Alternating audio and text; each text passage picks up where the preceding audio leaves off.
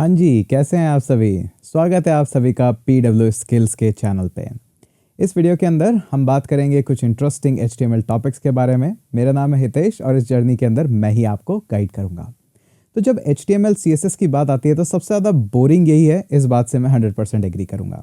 देखिए, अगर आप ये वीडियो देख रहे हैं तो मुझे पता है आपका इंटरेस्ट है वेब डेवलपमेंट के अंदर। अब वेब डेवलपमेंट की जो जर्नी है उसमें सबसे इंटरेस्टिंग चीज़ जब स्टार्ट होती है वो है जावास्क्रिप्ट। जावास्क्रिप्ट के बाद हर चीज़ इंटरेस्टिंग है और जावास्क्रिप्ट अपने आप में इंटरेस्टिंग है क्योंकि बहुत सारे चैलेंजेस आते हैं, बहुत सारी प्रॉब्लम्स होती है, उन प्रॉब्लम्स को सॉल्व करते हैं, कोड करते हैं, तो वहाँ पे सबका इंटरेस्ट आ जाता है। लेकिन वेब डेवलपमेंट की एक सच बात ये भी है कि ये स्टार्ट हमेशा HTML CSS से ही होता है और हमेशा ऐसे ही होता रहेगा। क्योंकि जो भी आपको मैनिपुलेशन करना है वेब पेज पे, जो भी आपको इनपुट वैल्यूज़ लेनी है, कहीं पहुँचानी है, कहीं से वापस लानी है, असली में चाहिए तो वो HTML पेज से ही।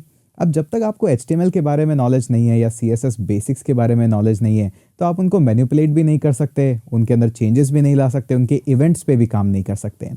तो HTML और CSS के बारे में नॉलेज होना ज़रूरी बहुत है। लेकिन पता है सच बात क्या है? सच बात तो यह है कि HTML से ज़्यादा बोरिंग कुछ भी नहीं है। जब मैं भी अपने अर्ली डेज़ याद करता हूँ कि जब मुझे HTML सीखना था, वेब डेवलपमेंट सीखना था, तो ऐसा लगता था यार कितना बोरिंग काम है ये HTML। वही हेड टैग लिखो, वही बॉडी टैग लिखो और सब कुछ। बट इस वीडियो के अंदर ऐसा नहीं होगा। इस वीडियो के अंदर मैं आपको बताऊंगा कि किस तरह से प्रोडक्शन लेवल पे काम होता है, जहाँ पे कुछ भी चीज़ बोरिंग नहीं है, कुछ भी चीज़ स्लो नहीं है। वहाँ पे जो HTML वगैरह लिखी जाती है, वहाँ पे किस तरह से उसका डॉक्यूमेंटेशन पढ़ा जाता है, किस तरह से उसको फास्ट पेस में लिखा जाता है। तो सिर्फ यही एक वीडियो है जो आपको देखना है और इसके अंदर हम पूरा का पूरा HTML कवर कर देंगे और इसके बाहर आपको कुछ भी नहीं देखना है। इतना ही नहीं, मैं आपको बताऊंगा किस तरह से ऑफिशियल डॉक्यूमेंटेशन को पढ़ा जाता है, किस तरह से आपकी डेवलपमेंट हैबिट डेवलप होगी डॉक्यूमेंटेशन को पढ़ने के लिए, और भी कुछ इंटरेस्टिंग बातें। थोड़ा थोड़ा अपना एक्सपीरियंस भी शेयर करता रहूँगा बीच में ताकि लेक्चर इंटरेस्टिंग रहे। और ऑब्वियसली बात है, मैं आया हूँ तो इंटरेस्टिंग ही होगा, आपको पढ़ने में मज़ा ही आएगा। तो शुरू करते हैं उसके बारे में। अज्यूम करता हूँ कि आपको अभी तक कुछ भी नहीं आता, HTML से आप स्टार्ट कर रहे हैं, वेब डेवलपमेंट की जर्नी में ये आपका फर्स्ट वीडियो है, तो वहाँ से मैं आपका बेसिक्स यहाँ पे क्लियर कर देता हूँ। अब एक बात ध्यान रखिएगा, आपने अभी तक जो भी HTML लिखी है, हो सकता है स्कूल में आपने लिखी हो, क्योंकि आजकल तो स्कूल के बच्चे ही लिखते हैं, ये उससे थोड़ा अलग है। लिखने का पैटर्न अलग है, कंटेंट वही सेम है। अगर आप वहाँ पे H1 टैग लिख रहे थे तो ऐसा नहीं कि यहाँ पे मैं H10 टैग ले आया हूँ, ऐसा कुछ नया इनोवेट नहीं कर रहा हूँ, बट उसको लिखने का तरीका बस मैं आपको बता रहा हूँ किस तरह से फास्ट पेस में लिखा जाता है। तो स्टार्ट करते हैं। सबसे पहले हमारा स्ट्रक्चर। देखिए, कोई भी चीज़ जब आप सीखते हैं तो उसका एक एनवायरनमेंट सेटअप करना होता है, उसका स्ट्रक्चर सेटअप करना होता है। अब आजकल 2 तरीके हो गए, पहले एक ही तरीका होता था कि आपको बस अपने सिस्टम में ही करना है। आजकल कपल ऑफ तरीके हैं यहाँ पे जो मैं आपको बता देता हूँ। पहला है ऑनलाइन, जो कि है PW लैब्स के अंदर। तो आप सिंपली क्या करिए, PW लैब्स में जाइए, लैब टेम्पलेट पे क्लिक करिए और वेब डेवलपमेंट पे जाइए।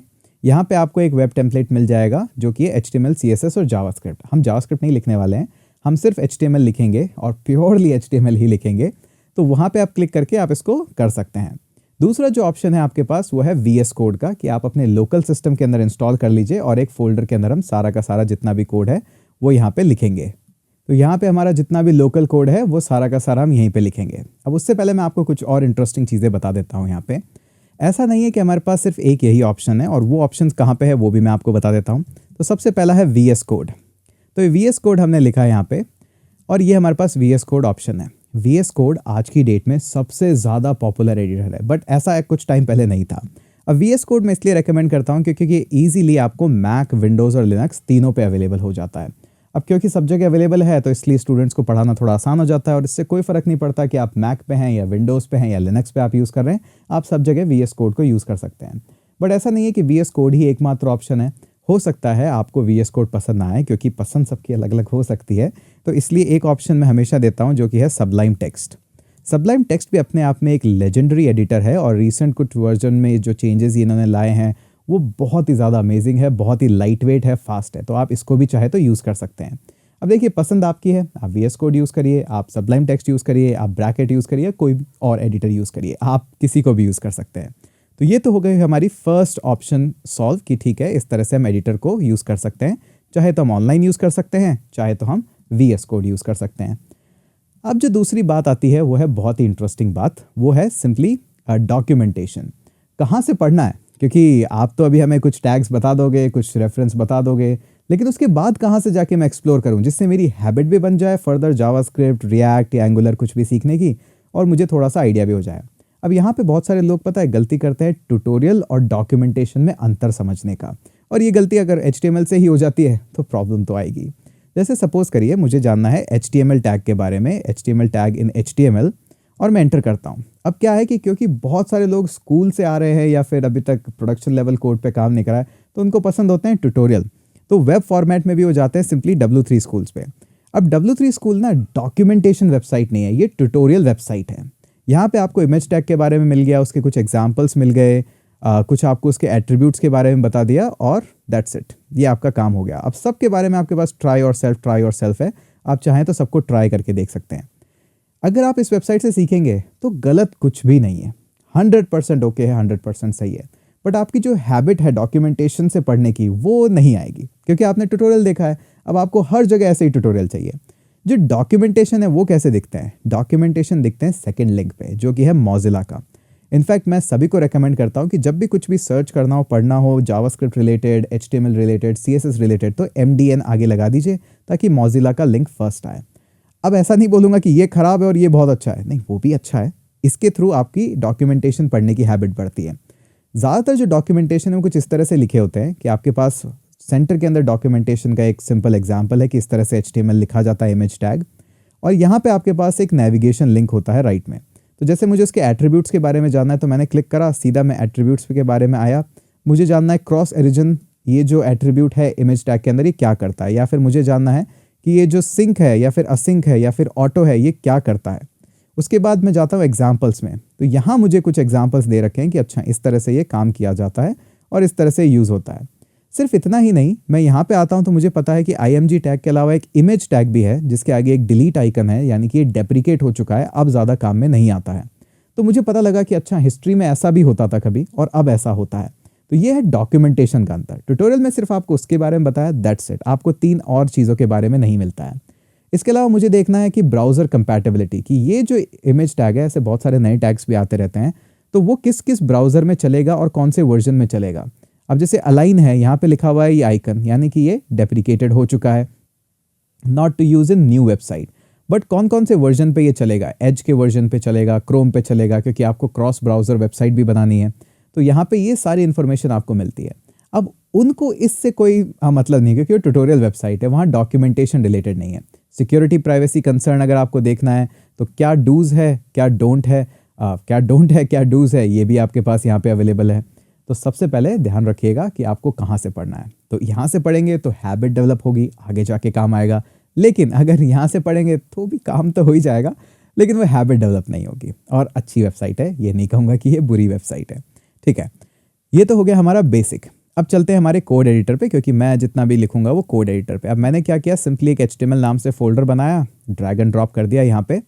और सबसे पहली चीज़ हम क्या करेंगे, यहाँ पे सिंपली लिखा मैंने एक प्लस और लिखा index.html। अब कहानी तो यहीं से शुरू हो जाती है कि आपने HTML क्यों लिखा। पहले तो सिर्फ HTML लिखते तो तब भी सेम होता। देखिए HTML के अंदर दोनों एक्सटेंशन अलाउड है, HTMB और HTMLB। स्पेशली जो पुराने ब्राउज़र्स हैं और पुराने जो सर्वर्स हैं अपाचे वगैरह या फिर .NET जो है, वहाँ पे HTML अभी भी पूरे अच्छी तरह से चलता है, लेकिन मैं रेकमेंड करूँगा HTML ही लिखें पूरा कम्प्लीटली। अब इंडेक्स फाइल ही क्यों, कोई और फाइल का नाम क्यों नहीं, hitesh.html क्यों नहीं, pw.html क्यों नहीं। देखिए क्या है, ये सब कहानी आती है सर्वर स्पेसिफिकेशन से। ये जितनी भी आप वेबसाइट बनाएंगे ऑब्वियसली बात है एक सर्वर पे आप डालेंगे। सर्वर का मतलब कुछ नहीं है, कोई बड़े कंप्यूटर नहीं होता है। सर्वर का मतलब एक सॉफ्टवेयर है सिंपली। तो वो सॉफ्टवेयर एक ऐसे कंप्यूटर पे चल रहा है जो कि हमेशा ऑन रहता है, जैसे AWS हो गया, Azure हो गया। तो वहाँ पे क्या है कि कुछ सर्वर आप इंस्टॉल करते हैं, जैसे सपोज अपाचे सर्वर। तो अपाचे सर्वर की जो डिफ़ॉल्ट कॉन्फ़िगरेशन फाइल है वो बोलती है कि आपका एक फ़ोल्डर मैं लूँगा, जैसे सपोज़ करिए इस फोल्डर का नाम है PW skills, और उसको आपने मैप करा दिया इस URL से कि https://pwskills.com और /। तो उसने बोला कि ठीक है, इस URL को मैंने मैच करा दिया इस फोल्डर से। बट इस फोल्डर के अंदर बहुत सारी फाइल हो सकती है, index.html, hitesh.html, pw.html। By default मैं यूज़र को कौन सी फाइल दिखाऊं?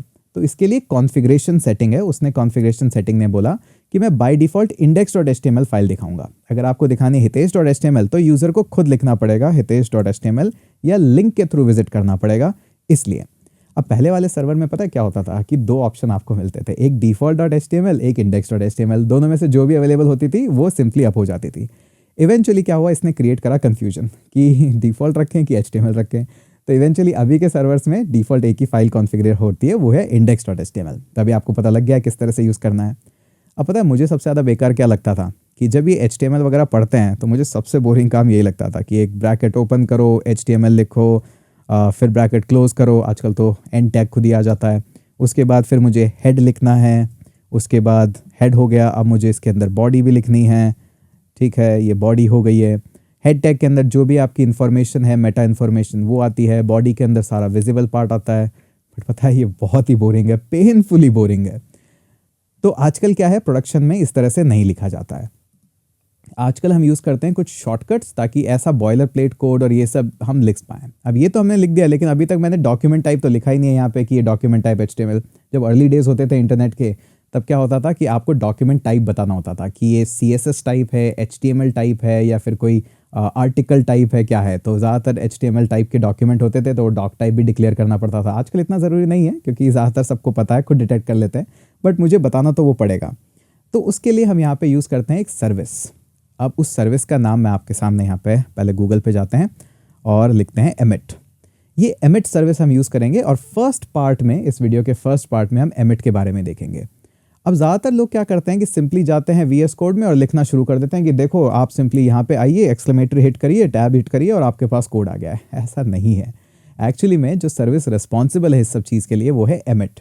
देखिए आज की डेट में मुझे पता है VS कोड पॉपुलर है और यहाँ पे एमिट बाय डिफ़ॉल्ट कॉन्फ़िगर्ड आता है, लेकिन ऐसा हमेशा नहीं था और आगे हमेशा भी नहीं रहेगा। अगर आपको एमिट यूज़ करना है तो आपको पता होना चाहिए कि एमिट अपने आप में एक सर्विस है और जिसको इंस्टॉल करना पड़ता है, कॉन्फ़िगर करना पड़ता है। सेटिंग्स जो VS कोड आपको दे रहा है वो अलग हो सकती है, जो सेटिंग्स बाय डिफ़ॉल्ट आती है या आप कॉन्फ़िगर करेंगे। कुछ शॉर्टकट्स में इस वीडियो के अंदर मैं आपको बताऊंगा कि मैं टैब हिट करूंगा, लेकिन वो शॉर्टकट्स काम नहीं करेंगे क्योंकि उनकी सेटिंग्स कॉन्फ़िगर्ड नहीं है जैसे मैं उसके यूज़ टू हूँ। तो सिंपली अब हम यहाँ पे आते हैं और देखते हैं कि किस तरह से। तो मैंने कहा कि इसको डाउनलोड मुझे करना है, तो देख सकते हैं आप सबलाइम टेक्स्ट में भी कॉन्फ़िगर होता है, ब्रैकेट में भी, कोडा में भी, कोड मिरर में भी, लेकिन VS कोड के साथ ये बाय डिफ़ॉल्ट आता है। अगर कुछ आप ऑनलाइन सर्विस यूज़ कर रहे हैं जैसे JS बिन या कुछ, वहाँ पे अगर ये नहीं है कॉन्फ़िगर्ड, आपके लिए अवेलेबल नहीं है, तो आप यहाँ से इसको अवेलेबल करा सकते हैं। जैसे मैं इसको सबलाइम टेक्स्ट पे क्लिक करूँगा, यहाँ पे मुझे आ गया कि Emmet for Sublime Text, how to install. तो ये रहा आपको पैकेज, कैसे आपको इंस्टॉल करना है। तो आपके पास इंस्ट्रक्शंस आ जाते हैं। डॉक्यूमेंटेशन तो पढ़ना पड़ेगा, उसको स्किप नहीं कर सकते हैं। तो ये हो गया हमारे पास बेसिक। अब क्योंकि मैंने आपको कहा कि ये अपने आप में एक सर्विस है, तो इसके कुछ सेटिंग्स और शॉर्टकट्स हो सकता है VS कोड में काम नहीं करे, बट बहुत सारे सेटिंग्स और शॉर्टकट्स काम कर सकते हैं। जैसे मैं जाता हूँ डॉक्यूमेंटेशन में और यहाँ पे मैं लिखता हूँ रिमूव अ टैग। तो ये डॉक्यूमेंटेशन मुझे पढ़ना है। तो यहाँ पे देखिए क्या इंटरेस्टिंग है कि एक सिंपली मेरे पास ये बॉडी है, इसके अंदर एक डिव है जिसका नाम है रैपर और उसके अंदर कुछ एलिमेंट्स हैं। अब सपोज़ करिए कि आपको ये रिमूव करना है, तो यहाँ पे दे रखा है कमांड K से आप रिमूव कर सकते हैं। तो अगर बाय डिफ़ॉल्ट में अगर इसको करता तो पहले इसको रिमूव करता, फिर इसको रिमूव करता, बट क्योंकि मुझे एमिट अगर पता है तो मैं सिर्फ यहाँ पे कर्सर प्लेस करूँगा और कमांड K प्रेस करूँगा, या फिर आप विंडोज़ पे है तो कंट्रोल K, और दैट्स इट। इनिशियल टैग भी हट गया है और लास्ट टैग भी हट गया है जहाँ भी वो था। तो बड़ा ही ईजी और अच्छी सर्विस है। सिर्फ इतना ही नहीं, इसका पूरा चीट शीट भी यहाँ पे अवेलेबल है। वैसे तो इस वीडियो को ही मैं चीट शीट बनाने वाला हूँ आपके लिए, ताकि आपको सिर्फ बैठ के देखना है और आपको सारा एमिट समझ में आ जाए। तो ये तो हुआ हमारा बेसिक्स। साइज़ एक्सपैंड करना है, एक्सपेंशन करने हैं, किस तरह से आपको करना है। तो यहाँ पे आपके पास पता है ये कमांड शिफ्ट U या फिर कंट्रोल शिफ्ट U ऑप्शन से आप जाके वहाँ पे साइज़, सोर्स, जो भी आपको लिखना है वो आप लिख सकते हैं। बस 1 सेकेंड, 1 क्लिक, 1 कीबोर्ड शॉर्टकट और सारा काम हमारे पास हो गया है। आप चाहें तो ट्राई कर सकते हैं कि आप इमेज के अंदर जाइए और यहाँ पे शॉर्टकट यूज़ करिए कमांड शिफ्ट U। तो कमांड शिफ्ट U प्रेस करा और विड्थ और हाइट दोनों आ गई है बाय डिफ़ॉल्ट 200, 150। आप चाहें तो चेंज भी कर सकते हैं। तो देख तो चुके हैं हम कि काफ़ी इंटरेस्टिंग है एमिट और कहाँ से आता है अब ये भी हमें पता है। तो अब इसके बारे में हम शॉर्टकट पूरा जान लेते हैं डिफ़ॉल्ट कि किस तरह से हमारा एमिट काम करेगा। अच्छा, एमिट को काम करने के लिए इंपॉर्टेंट चीज़ ये है कि आपकी फ़ाइल का एक्सटेंशन या तो HTML होना चाहिए या CSS होना चाहिए, वहीं पे काम करता है। अगर आपको इसको JSX या वहाँ पे काम करवाना है तो कुछ सेटिंग्स आपको करनी पड़ती है। अभी हम उसके बारे में नहीं जानेंगे, बट ये फाइल बना लीजिएगा, सेव कर लीजिएगा, वरना आप कमेंट्स में कहते रहेंगे कि आपका तो चल रहा था कोड, हमारा नहीं चल रहा है। गलती आपकी है, आपने ध्यान से नहीं सुना है। ठीक है, तो सबसे पहले हम बात करेंगे एक एक्सक्लेमेशन की, और एक्सक्लेमेशन के बाद आप टैब हिट कर सकते हैं। अब टैब ही क्यों हिट करना है? क्योंकि ये बाय डिफ़ॉल्ट कॉन्फ़िगरेशन है। आप चाहें तो इसमें कमांड शिफ्ट P या कंट्रोल शिफ्ट P को प्रेस करके आप लिख सकते हैं यहाँ पे एमिट। अब एमिट की देख सकते हैं यहाँ पे मेरे पास जो है एक्सपैंड एब्रीविएशन में टैब है, मैं चाहूँ तो सेटिंग्स पे क्लिक करके यहाँ पे उसकी एब्रीविएशन को, की बाइंडिंग को चेंज कर सकता हूँ। आपकी जो भी की बाइंडिंग है मोस्टली टैब ही होगी, बट आप देख सकते हैं किस तरह से ये सेटिंग्स कॉन्फ़िगर होती है। ठीक है, अब सबसे इंटरेस्टिंग चीज़ क्या है कि कई लोग क्या करते हैं, एक्सक्लेमेशन हिट करा गलती से या किसी कारण से एस्केप प्रेस कर दिया, अब टैब प्रेस कर रहे हैं, कुछ हो ही नहीं रहा है। होगा, कई लोग हैं ऐसे, फर्स्ट टाइम वेब डेवलपर्स हैं, होता है, सबके साथ होता है। तो यहाँ पे आपने देखा कि इस तरह से काम नहीं करता, आपको सजेशन चाहिए वहाँ पे। अब सजेशन दो है, एक सिंगल एक्सक्लेमेशन का, एक ट्रिपल एक्सक्लेमेशन का। ट्रिपल एक्सक्लेमेशन अगर आप यूज़ करेंगे एरोस की से तो आपको सिर्फ एक डॉक टाइप मिलेगा, लेकिन अगर आप सिर्फ एक एक्सक्लेमेशन यूज़ करेंगे तो आपको पूरा एक बॉयलर प्लेट कोड मिल जाता है। अब HTML के अंदर जैसा कि मैंने आपको बताया था, पहले आपको डॉक्यूमेंट टाइप लिखना होता है, फिर आपने लिखा HTML जिसके अंदर लैंग्वेज हम इंग्लिश यूज़ कर रहे हैं। कई बार देखा होगा आपने कुछ वेबसाइट जापानीज़ या किसी और लैंग्वेज में होती है, वहाँ पे ब्राउज़र एक देता है छोटा सा आपको पॉपअप कि इस वेबसाइट को मैं इंग्लिश में कन्वर्ट कर दूँ क्या, तो उसी तरह से ये वहीं से डिटेक्ट होता है। उसके बाद ये हेड पोर्शन है जहाँ पे हम मेटा टैग्स लिखते हैं, इसके बारे में डिटेल में हम जाएंगे किस तरह से, कहाँ से आप मेटा टैग्स को देख सकते हैं। टाइटल हमने लिख दिया है, हेड पोर्शन ये हो गया हमारे पास, बॉडी पोर्शन ये हो गया और HTML कंप्लीट। तो ठीक है, लिखना मुझे कुछ नहीं पड़ा, मुझे सिंपली एक एक्सक्लेमेशन हिट करा और मेरे पास बॉयलर प्लेट कोड है। इतना ही नहीं, मेरा जो कर्सर ब्लिंक कर रहा है वो कर रहा है डिवाइस विड्थ पे। मैं एक टैब हिट करूंगा, मैं इनिशियल स्केल पे चला जाऊंगा, मैं एक और टैब हिट करूंगा और मैं डॉक्यूमेंट पे चला जाऊंगा। इसको मैं चेंज करके HTML ट्यूटोरियल लिख सकता हूं और एक और टैब हिट करूंगा, मैं बॉडी के अंदर पहुंच गया। तो ये भी चीज़ डिफाइन होती है एमिट के अंदर, ये डॉलर वेरिएबल से हम डिफाइन करते हैं कि फर्स्ट कर्सर कहाँ पे जाए, सेकंड कहाँ जाए, थर्ड कहाँ जाए, फोर्थ कहाँ जाए, तो वो भी आपके लिए बाय डिफ़ॉल्ट डिफाइन होता है। मैं यहाँ पे व्यू पे क्लिक करके वर्ड रैप कर देता हूँ ताकि एक ही बार में हमें सब कुछ दिखाई दे जाए यहाँ पे। ठीक है, तो आई होप आप सभी रेडी हैं एमिट के इस चीट शीट को लेके, इस शॉर्टकट्स को लेके। तो पहले मैं आपको HTML पढ़ाऊँ उससे पहले मैं आपको पढ़ाऊँगा एमिट, ताकि आप शॉर्टकट्स नोट्स होपफुली आप लिख रहे हैं, नहीं लिख रहे हैं तो एटलीस्ट कमेंट्स में लिख दीजिएगा, पर आपको मैं बताता हूँ एमिट्स के सारे शॉर्टकट। तो टैग्स जितने हैं वो सारे आपके पास अवेलेबल है इजीली। जैसे H1 हुआ, आप सिंपली टैब प्रेस करिए, H1 हो गया हमारे पास। इसी तरह से पैराग्राफ टैग चाहिए तो P लिखिए और टैब प्रेस करिए, पैराग्राफ हो गया है। आपको चाहिए कि मुझे टेबल चाहिए, टेबल लिखिए, टैब प्रेस करिए, टेबल टैग हो गया। तो टैग्स सारे आपके पास बाय डिफ़ॉल्ट अवेलेबल हैं। सिर्फ टैग ही नहीं, आप चाहें तो क्लासेस और IDs को भी यूज़ कर सकते हैं। फॉर एग्जाम्पल जैसे मुझे चाहिए H1 टैग के अंदर मुझे चाहिए एक ID जिसका नाम है मेन हेडिंग, तो मेन डैश हेडिंग लिखा, टैब प्रेस करा और मेन हेडिंग आ गई। इंटरेस्टिंग बात यह है कि ये जो मेन हेडिंग है ये मेन डैश हेडिंग ही हो सकती है, मेन स्पेस हेडिंग नहीं हो सकती है, वहाँ पे एमिट काम नहीं करेगा। अगर आपको 2 ID चाहिए तो आपको लिखना पड़ेगा H1 हैश मेन और हैश हेडिंग, तो वहाँ पे स्पेस लग के आपके पास 2 हेडिंग्स आ जाएगी इस तरह से। बट IDs तो एक ही होती है, IDs 2 कोई भी यूज़ नहीं करता है, तो इसलिए वहाँ पे एमिट सपोर्ट नहीं करेगा। लेकिन एक और है हमारे पास क्लासेस, जैसे पैराग्राफ है, अब मुझे इसके क्लास चाहिए HC, तो आप डॉट लिखिए, पाउंड साइन नहीं, हैश नहीं, डॉट HC और सिंपली ये हो गई हमारे पास क्लास। अब क्योंकि क्लासेस सपोर्ट होती है मल्टीपल के लिए, तो आप चाहें तो HC डैश PW लिख सकते हैं, तो आपके पास डैश हो गया। आप चाहें तो HC डॉट PW भी लिख सकते हैं, तो आपके पास 2 क्लासेस आ जाएगी, ऑफकोर्स सेपरेटेड बाय स्पेसेस। तो ये हो गया हमारा बेसिस कि किस तरह से आप IDs और क्लासेस को लिख सकते हैं। बहुत ही सिंपल है, छोटा सा एक रिवीजन देता हूँ आपको वापस से। एग्जाम्पल, H1 में चाहिए हेडिंग मेन, ठीक है, ID चाहिए मेन, तो H1 ID हैश और मेन, ठीक है, आ गया। पैराग्राफ चाहिए जिसकी क्लास हो पैरा और PW, ठीक है, पैराग्राफ चाहिए जिसकी क्लास यानी कि डॉट जिसकी क्लास हो पैरा और PW, तो मैंने एक और बार डॉट लिखा और PW आ गया सिंपली। अब इसके अंदर एक और इंटरेस्टिंग चीज़ मैं आपको बताता हूँ। तो पैराग्राफ के अंदर जैसे ही आप आ गए, आप एक और इंटरेस्टिंग काम कर सकते हैं। सपोज करिए पैराग्राफ में आपको चाहिए 20 वर्ड्स, आप इसी हिसाब से वेबसाइट डिज़ाइन कर रहे हैं। अब आपका जो कंटेंट राइटर है वो आपको जो कंटेंट है लेटर ऑन फेज में देगा, तो आपको कहीं से कुछ कॉपी पेस्ट नहीं करना है, सिंपली लिखना है लॉरेम और लिखना है 20 और दैट्स इट, टैब प्रेस कर दो, दैट्स इट, आपके पास लॉरेम इप्सम जो कि फिलर टेक्स्ट वर्ड है उसके 20 वर्ड्स आ गए हैं। कहा था ना आसान है, मैं आया हूँ तो आसान ही बना के जाऊँगा। ठीक है, ये तो हो गया हमारे पास बेसिक। लेकिन कई बार क्या होता है, कुछ कस्टम एट्रीब्यूट्स भी होते हैं। जैसे कि फॉर एग्जांपल पैराग्राफ के अंदर एक कस्टम एट्रीब्यूट मुझे देना है टाइटल, और जिस टाइटल की वैल्यू होनी चाहिए कस्टम वैल्यू। तो कैसे करेंगे, पैराग्राफ लिया, कस्टम एट्रीब्यूट्स के लिए स्क्वायर ब्रैकेट यूज़ करते हैं। अब उसके अंदर आप दीजिए सिंपली टाइटल और उसका वैल्यू इक्वल्स, मेरे को नाम देना है कस्टम वैल्यू और टैब प्रेस कर दीजिए। तो आपके पास पैराग्राफ हो गया, टाइटल हो गया उसका एक, और उसके अंदर लॉरेम इप्सम डाल दीजिए 10 वर्ड्स, दैट्स इट। कितना ईजी है। आप देख सकते हैं किस तरह से स्ट्रक्चर फटाफट बन रहा है, क्योंकि ज़्यादातर HTML स्ट्रक्चर के लिए काम आता है, एक्चुअली में स्ट्रक्चर के लिए ही काम आता है। आपका टारगेट होता है सीखना CSS, जावास्क्रिप्ट, ये सब। तो उसके लिए आपको बेसिक स्ट्रक्चर चाहिए और एमिट आपको हेल्प करेगा फटाफट वो स्ट्रक्चर लाने के लिए। ठीक है, अब हम यहाँ पे देखते हैं कि ये तो हो गया हमारे पास लॉरेम इप्सम का टेक्स्ट, लेकिन मुझे कस्टम टेक्स्ट चाहिए जो मेरी पसंद का हो, तो कैसे करें? तब भी एमिट ही यूज़ करेंगे। जैसे ये पैराग्राफ लिखा, पहले हम स्क्वायर ब्रैकेट्स यूज़ कर रहे थे, अभी हम कर्ली ब्रेसेस यूज़ करेंगे। आई होप सभी को पता है कि ये है पैरेंथेसिस और इसके बाद ये है ब्रैकेट्स और ये है कर्ली ब्रेसेस, तो तीनों में अंतर आई होप सभी को पता है।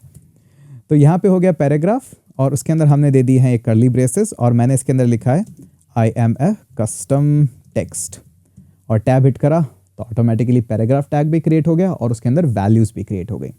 अब इस तरह की काफ़ी वैल्यूज़ आगे जाके आपको दिखेगा कि काम में आती है। अभी आपको मैं बताता हूँ थोड़ा सा कॉम्प्लेक्स स्ट्रक्चर कैसे बनाते हैं एमिट के थ्रू। तो जैसे सपोज करिए स्ट्रक्चर हमें क्या चाहिए, एक मुझे चाहिए डिव, ठीक है, डिव बन गया है। उसके अंदर चाहिए मुझे अनऑर्डर्ड लिस्ट, ठीक है, अनऑर्डर्ड लिस्ट के अंदर चाहिए एक लिस्ट एलिमेंट, ठीक है, ये स्ट्रक्चर मुझे चाहिए। ऑब्वियसली बात है एमिट के थ्रू मैं फास्ट लिख पाया हूँ क्योंकि मैंने बस टैब टैब हिट करा कुछ वर्ड्स लिख के, लेकिन अगर आप एमिट की असली पावर को यूज़ करना चाहते हैं तो वहाँ पे किस तरह से आप करेंगे? मुझे चाहिए एक डिव, इसके बाद एरो साइन या फिर लेस देन ग्रेटर देन, जो भी आप इसको बोलते हैं।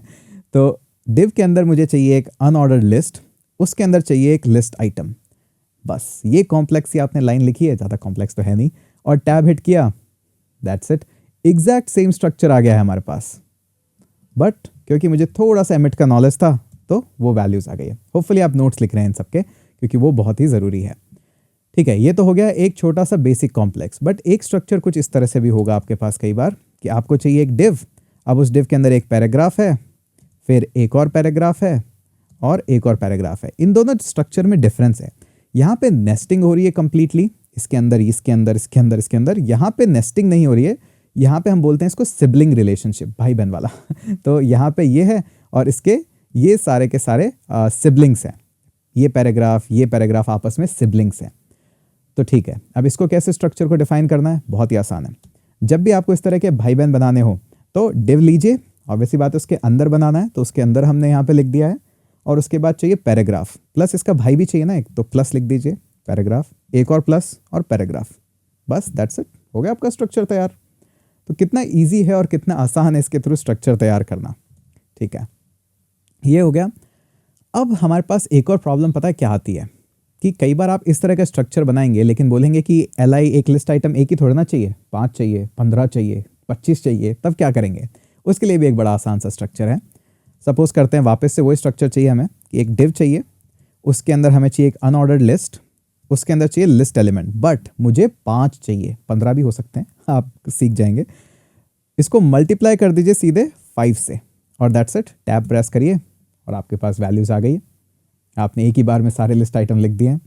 एक और वैल्यूज़ होती है इसके अंदर कि ठीक है ये तो किया ही किया है आपने, अब उसके बाद आपको चाहिए कि लिस्ट आइटम है 5 हो गए, इसके अंदर मुझे एक एंकर टैग भी चाहिए, टैब प्रेस करिए, लिस्ट आइटम के अंदर एंकर वैल्यूज़ भी आ गई है। तो आप जितना चाहे कॉम्प्लेक्स स्ट्रक्चर बना सकते हैं, बस आपको पता होना चाहिए कि किस तरह से आपको डिक्लेयर करना है। कमेंट कर देते हैं इसको भी, क्योंकि आप सीख ही गए किस तरह से वैल्यूज़ हैं।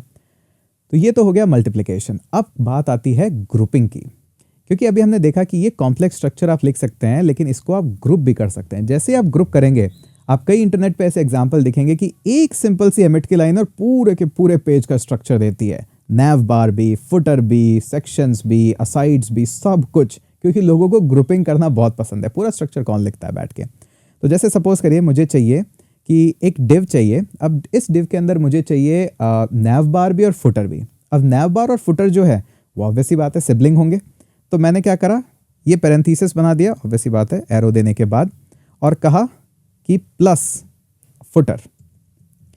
अब आप फुटर को भी पैरेंथेसिस में लिख सकते थे, बट क्योंकि मेरे को फुटर जस्ट ऐसे ही चाहिए तो मैंने लिख दिया। अब इसके अंदर ये नैव, तो अभी हम देख सकते हैं डिव के अंदर एक नैव है प्लस एक फुटर है, जैसे पहले पैराग्राफ थे, ठीक है, लेकिन सिर्फ नैव थोड़ा ना चाहिए, उसके अंदर एक अनऑर्डर्ड लिस्ट भी होना चाहिए, उसके अंदर एक लिस्ट आइटम भी होना चाहिए, 3 होने चाहिए, उसके अंदर एक एंकर टैग भी होना चाहिए, और उस एंकर टैग के अंदर एक वैल्यू भी होना चाहिए, जैसे कि कस्टम। उसके बाद पैरेंथेसिस ख़त्म हो गया है, फिर मेरे को एक फुटर चाहिए। अब इस फुटर के अंदर भी मुझे क्या चाहिए, फुटर के अंदर भी चाहिए मुझे एक अनऑर्डर्ड लिस्ट, उसके अंदर चाहिए लिस्ट आइटम और उसके अंदर चाहिए पैराग्राफ। ठीक है, इतने में काम चला लेते हैं अभी। अब इसको मैंने जैसे ही टैब प्रेस करा, देखिए कितना कॉम्प्लेक्स स्ट्रक्चर मेरे पास आ गया है, लेकिन सब मुझे समझ में आया कि मुझे क्या चाहिए था। डिव आया, उसके अंदर ये नैव बार आई, उसके बाद ये फुटर मेरे पास आ गया है। यूएल के अंदर लिस्ट एलिमेंट्स हैं, सब एंकर हैं, मतलब क्लिकेबल लिंक हैं, सबके अंदर वैल्यू कस्टम आ गई है। ये आ गया यहाँ पे। अगर मुझे यहाँ पे पैराग्राफ भी चाहिए था, पैराग्राफ के अंदर तो मैं यहाँ क्विकली आ सकता हूँ, लॉरेम के 5 वर्ड्स डाले, दैट्स इट, मेरा काम हो गया। तो देख सकते हैं कितना ईजी है, और देखने में अभी ये ईजी लग रहा है, लेकिन ये जब किसी को दिखा दो आप बिना एमिट की नॉलेज के, तो कहेगा ये तो बहुत ही कॉम्प्लेक्स है। बट क्योंकि आपको पढ़ना आता है तो आप कहेंगे नहीं नहीं नहीं, कॉम्प्लेक्स तो नहीं है, बड़ा ही आसान था, एक ही बार में हमें समझ में आ गया। तो और भी कुछ कॉम्प्लेक्स स्ट्रक्चर इस तरह से लिखने की कोशिश कीजिएगा। जितना ज़्यादा एमिट को समझेंगे उतना ज़्यादा आसान रहेगा आगे जाके HTML को यूज़ करना, स्पेशली रिएक्ट वगैरह में भी। वहाँ पे जिसको एमिट ज़्यादा अच्छे से आता है वो तो फटाफट अपना काम कर लेता है, लेकिन बाकी लोग प्रॉब्लम में आ जाते हैं। अच्छा, सिर्फ इतना ही नहीं है कि एमिट हमेशा HTML में ही काम करता है, एमिट CSS के अंदर भी काम करता है। कैसे काम करता है? सबसे पहले इंटरेस्टिंग चीज़ आपको मैं बताता हूँ। यहाँ पे हम आते हैं और एमिट के थ्रू आप लिंक्स भी लिख सकते हैं। जैसे मैंने कहा मुझे चाहिए लिंक। अब लिंक कई तरह के होते हैं, जैसे फेविकॉन हो गया, इंपोर्ट हो गया, मैनिफेस्ट लिंक हो गया, ये सब है। फेविकॉन का लिखना है तो यहाँ टैब मैंने सेलेक्ट किया एरो से और टैब किया, तो ये मेरे पास सारा स्ट्रक्चर फिल हो गया। अभी मुझे क्या करना है? कुछ भी नहीं करना, सब कुछ तो दिया हुआ है, बस एक ये फेविकॉन का जो href है वो करेक्टली मुझे पॉइंट करना है, दैट्स इट, काम हो गया मेरा अपने आप।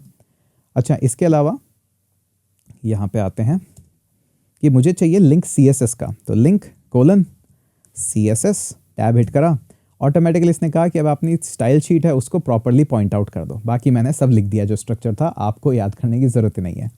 तो यहाँ पे अब इसने लिख ही दिया है, तो एक CSS का स्ट्रक्चर हम बना लेते हैं। तो हम बनाते हैं यहाँ पे style.css,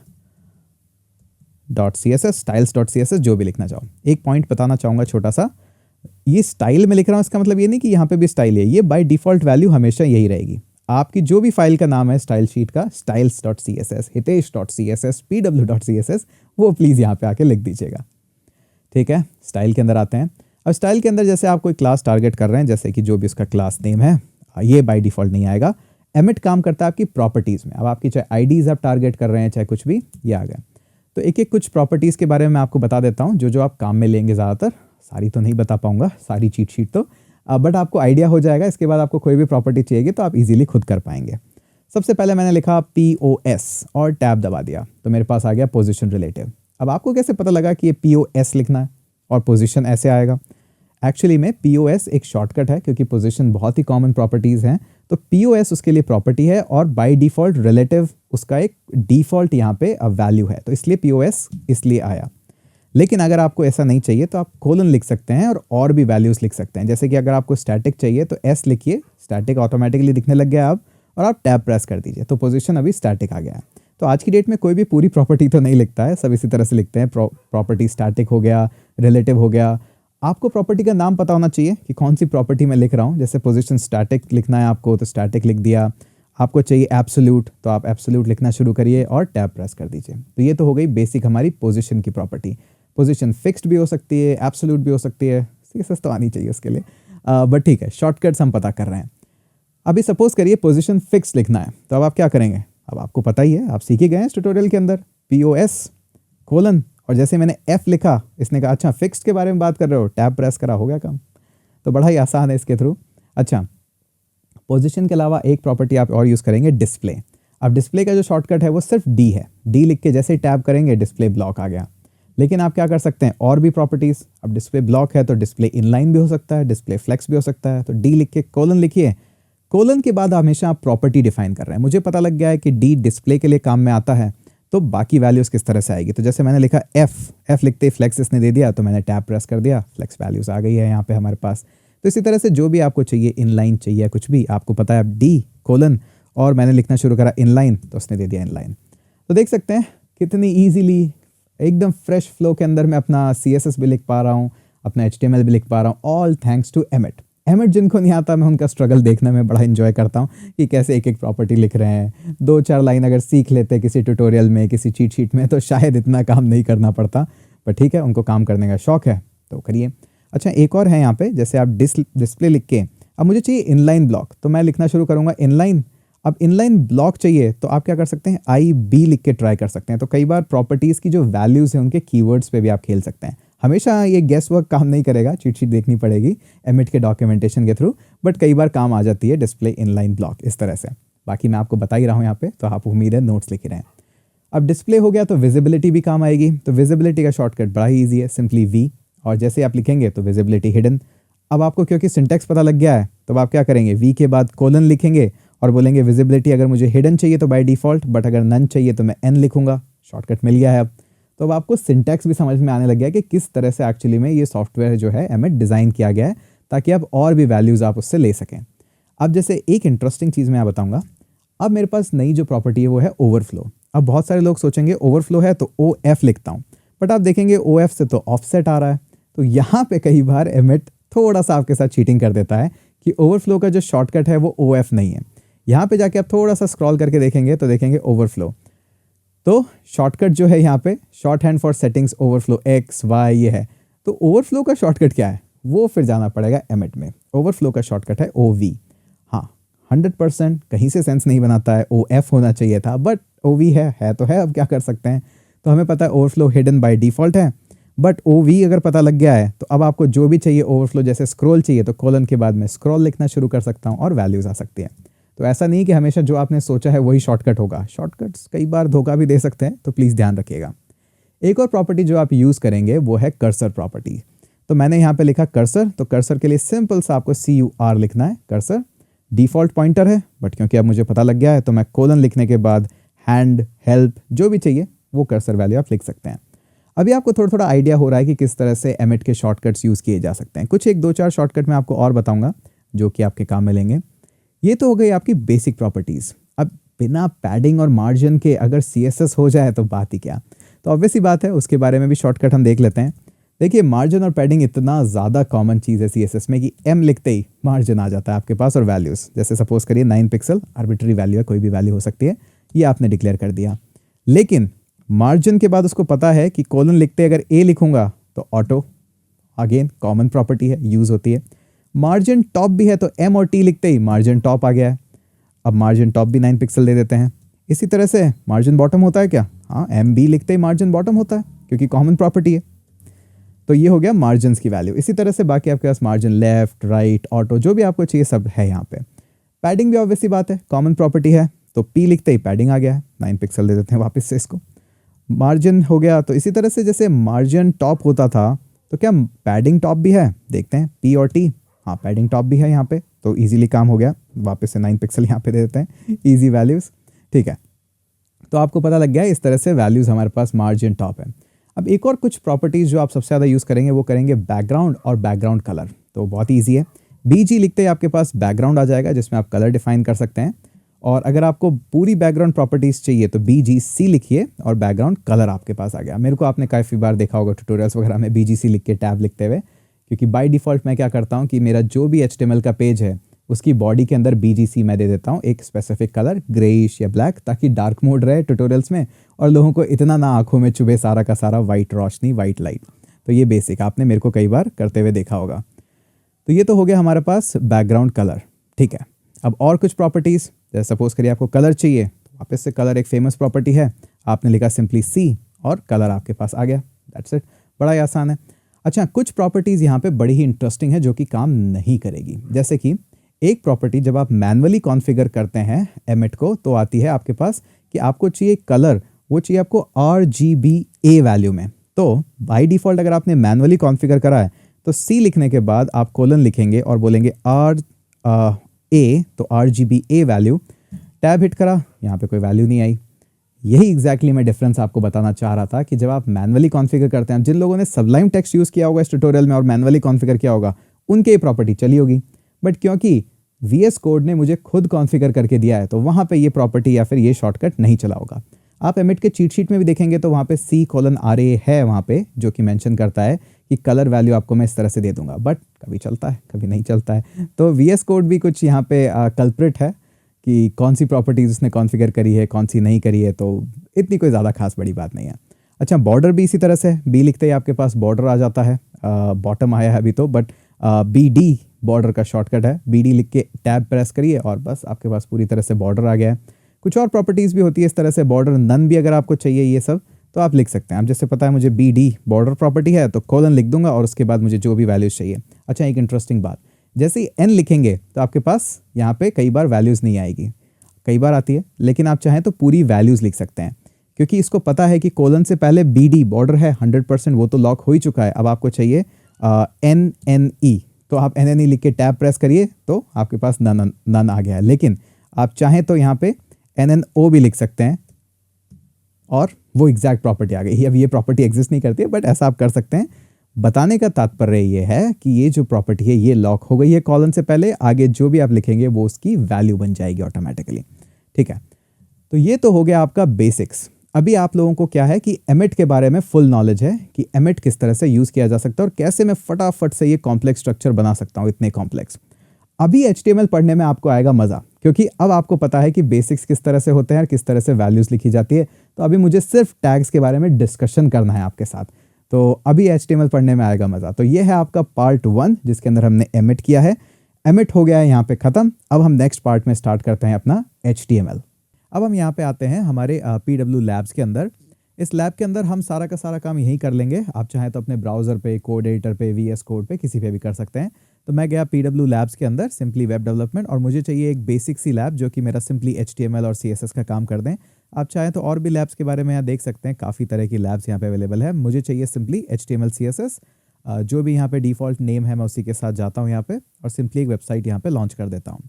तो इस वीडियो के अंदर हम शॉर्ट में बात करेंगे किस तरह से H1 टैग्स होते हैं, किस तरह से पैराग्राफ्स होते हैं और उनके बारे में थोड़ा और डिटेल भी जानेंगे। तो ये आ गया हमारे पास बेसिक एक स्ट्रक्चर। कुछ ही सेकंड में हमारी लैब्स लोड हो जाएगी यहाँ पे होपफुली, और होपफुली हो गई है अभी तक। तो इसको क्लोज कर देते हैं। अब जाते हैं हम सिंपली हमारे index.html के अंदर। तो यहाँ पे देख सकते हैं ऑलरेडी बहुत सारा कंटेंट लिखा हुआ है। इसको हम रिमूव कर देते हैं यहाँ पे और थोड़ा सा इसको जूम इन कर लेते हैं ताकि सबको देखने में आसानी रहे। इन सबको क्लोज कर देते हैं और यहाँ पे हम आ गए हैं। अब सबसे पहले एमिट का हेल्प करते हुए हम एक्सटेंशन से एक्सक्लेमेटरी हिट करेंगे और सिंपली हमारे पास आ गया है। टैब हिट करके सिंपली जाएंगे और HTML टैग्स और टेक्स्ट टैग्स।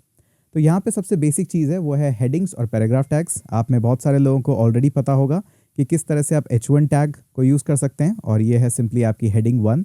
इसी तरह से आप H2 यूज़ कर सकते हैं जहाँ पे आ गई आपके पास हेडिंग 2, और इस तरह से हमारे पास और भी हेडिंग्स होती है जिसको आप सिंपली लिख सकते हैं हेडिंग 6 तक। तो H6 जो कि कोई भी यूज़ नहीं करता है उसको आप लिख सकते हैं यहाँ पे हेडिंग 6। तो हमने यहाँ पे दे दिया हेडिंग 6। अब इसको रन कैसे करना है और इसको यूज़ कैसे करना है, सिंपली राइट क्लिक करिए और बोलिए कि ओपन विद लाइव सर्वर।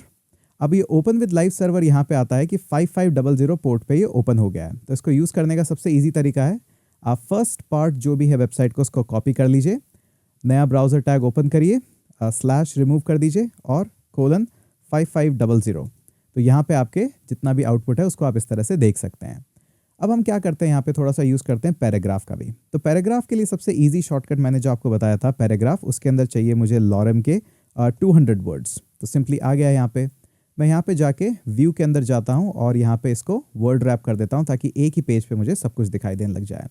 तो ये तो हुआ हमारा बेसिक्स कि किस तरह से आप H1 टैग से पैराग्राफ ले सकते हैं। लेकिन इसका प्रॉब्लम पता है क्या है कि जब ये लॉरम के पास आप जाके एंटर करेंगे और सेव करेंगे तो यहाँ पे जो HTML टैग है उसके बाद लॉरम के बाद एंटर नहीं आया है। तो यहाँ पे हमारे पेज का स्ट्रक्चर देने के लिए इस तरह का हमें यूज़ करना पड़ेगा एक BR टैग, जो कि सिंपली लाइन ब्रेक टैग है। इसको यूज़ कर सकते हैं आप और अब आपको यहाँ पे दिख जाएगा। तो ये तो हुई बड़ी ही बेसिक बात, मुझे पता है आप में से शायद 80-90% लोगों को इतना पता होगा।